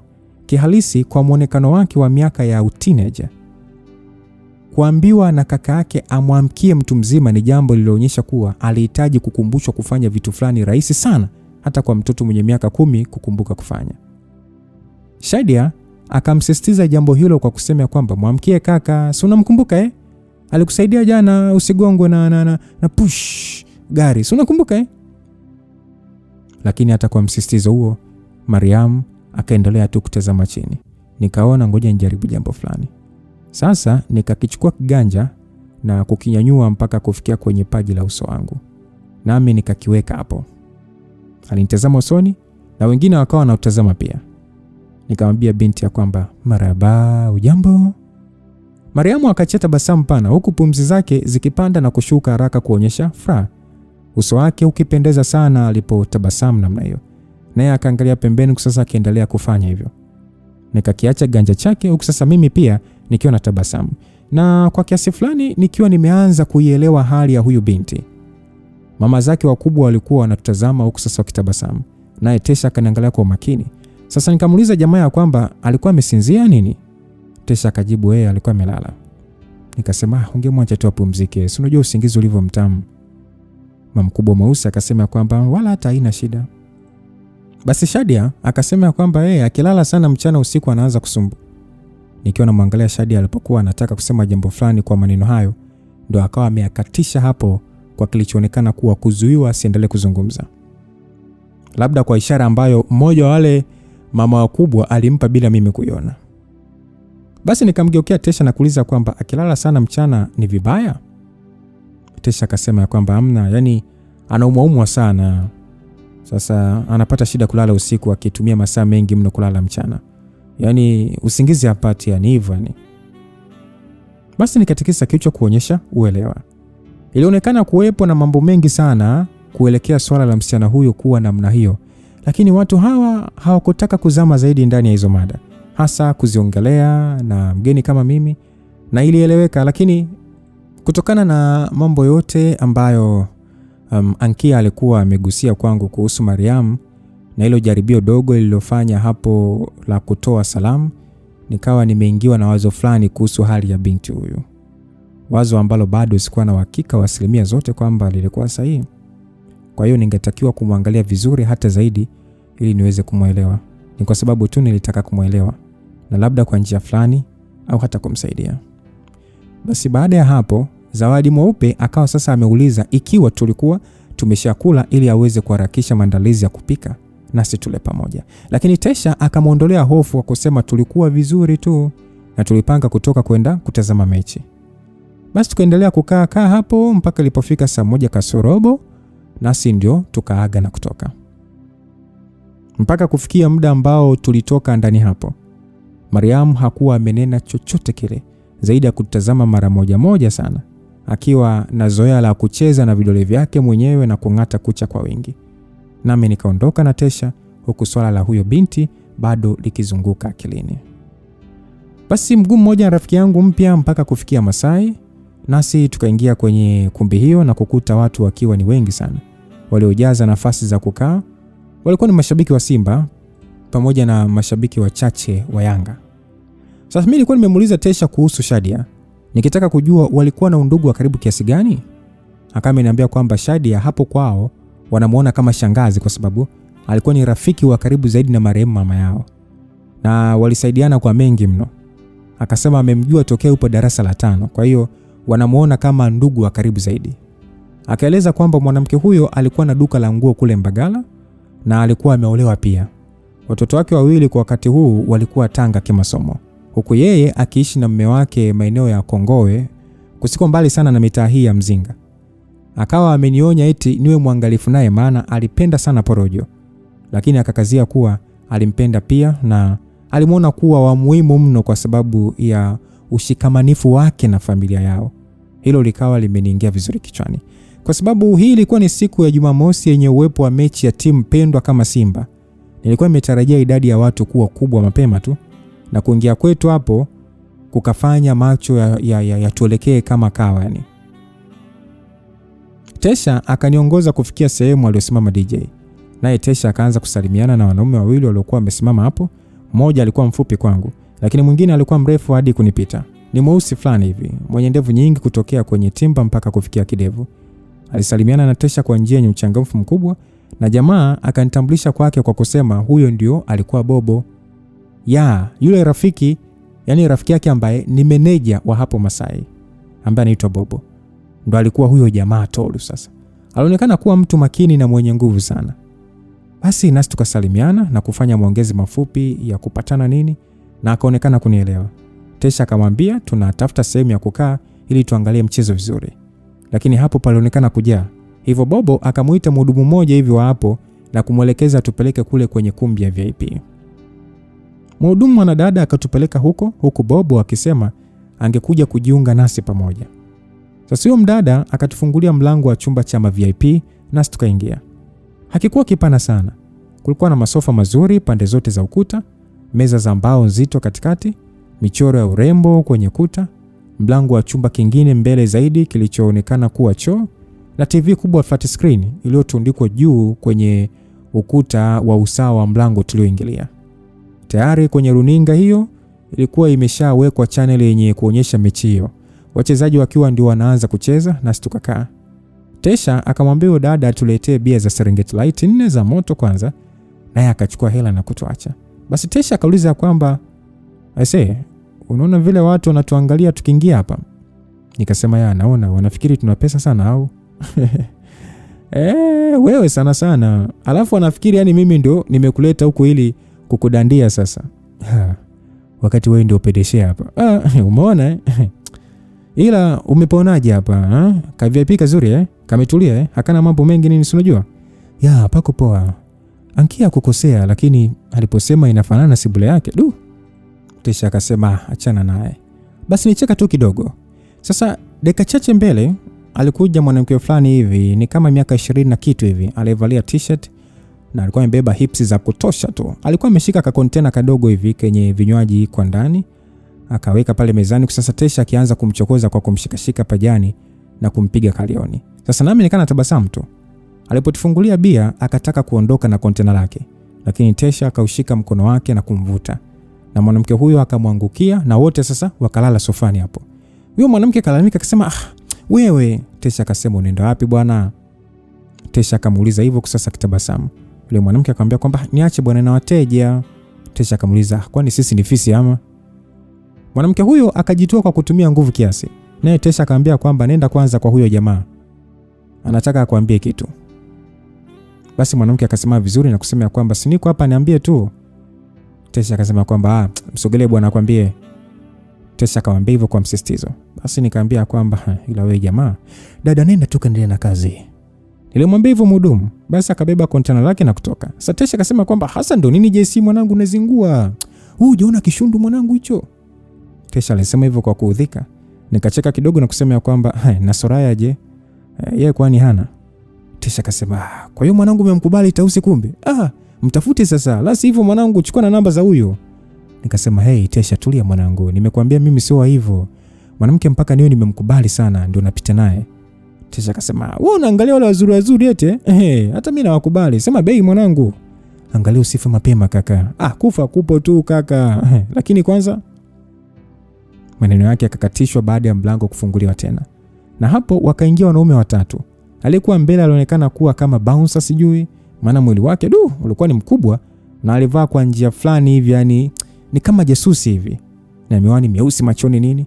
Niliona hilo kuwa kama ushamba tu maana tayari giza lilikuwa limeshaingia. Sasa sijui alivaa miwani ya nini sasa. Yeye ni paka ama? Aliyefuata alikuwa ni mbaba mwenye mwili mnene kiasi, mweupe na mrefu pia. Na nyuma zaidi alikuwa ni Bobo. Sikujua sababu ilikuwa ni nini iliyomfanya Tesha akae vizuri zaidi kwenye sofa na si kwa mkao wa kujiachia. Na wanaume hao wawili waliponipita, nikamtazama huyo mweupe kwa nyuma na kuona kitu fulani hivi kikiwa kimetuna usawa kiuno. Nilipokiangalia kwa makini zaidi, nikatambua ilikuwa ni bastola. Asa Bobo akanipita pia na kwenda upande wa mbele zaidi ambao wanaume wale walienda kukaa. Nami nikamtazama Tesha usoni. Uso wake ulionyesha hali ya utulivu zaidi. Na kwa ishara ya mdomo akaniambia kitu fulani hivi ambacho sikuelewa vizuri. Akarudia tena na kutazama upande wa TV upesi. Sasa nami nikawa nimeelewa maneno hayo kuwa mwenye Masai. Nikamtazama kiufupi mwanaume huyo na kukuta ananiangalia pia. Sijui ni nini tu ila kuna kitu kikawa kimeniambia kwamba hapa kuna jambo halikuwa sawa. Si sana kuhusu yale mambo alioniambia Tesha kumwelekea Joy aliyoyafanya kwa udhamini wa huyu jamaa wake. Sasa nikakumbuka kweli Tesha alinionya kutokucheza sana na Joy hata kama mwanamke huyo alinitaka. Kwa sababu huenda ningepatwa na matatizo ambayo yangeletwa na huyu jamaa yake. Sasa sijui ujio wake wa ghafla namna hii ndio uliokuwa umealeta matatizo hayo kwangu. Ikiwa labda aliambiwa niliondoka na mpenzi wake usiku wa jana. Huenda mimi kufika tena Masai leo ndo kukafanya aitwe ili aje kuniona kwamba ni mwanaume gani aliondoka na Joy wake. Na alionekana kutokuwa mtu mwenye masiara kweli mpaka Tesha kuamua kushusha miguu alipomwona. Vipi kama bastola hiyo ilinihusu mimi? Ningetokaje hapa? Chovya Mwamba amejikuta amechovya chombo ya boss. Sasa kashashuhudia tayari, watu wanamgua kuku na hapa ipo sasa. Jamaa atatokaje humo ndani kama tu Tesha ameonyesha hofu kiasi hicho? Na kwa ukubwa tu wa huyu jamaa, inaonekana tayari taarifa alishapewa hadi kubanjuliwa kwa Joy. Sasa sehemu inayofuata tutakuja kujua jamaa aliwezaje kutoka kwenye chumba cha VIP ili hali mwenye mali yupo humo akiwa na silaha na ulinzi wa kutosha. Sasa hofu iliyomwingia akilini Mwamba ni kutokana na huenda bosi mmiliki wa hiyo bar tayari ameshajua kwamba yeye ndo aliyeondoka na kipenzi chake siku ya jana. Langu jina ni Lucas Lumbas, mtayarishaji ni Alton Tony. God be with you till we meet again. Bye bye.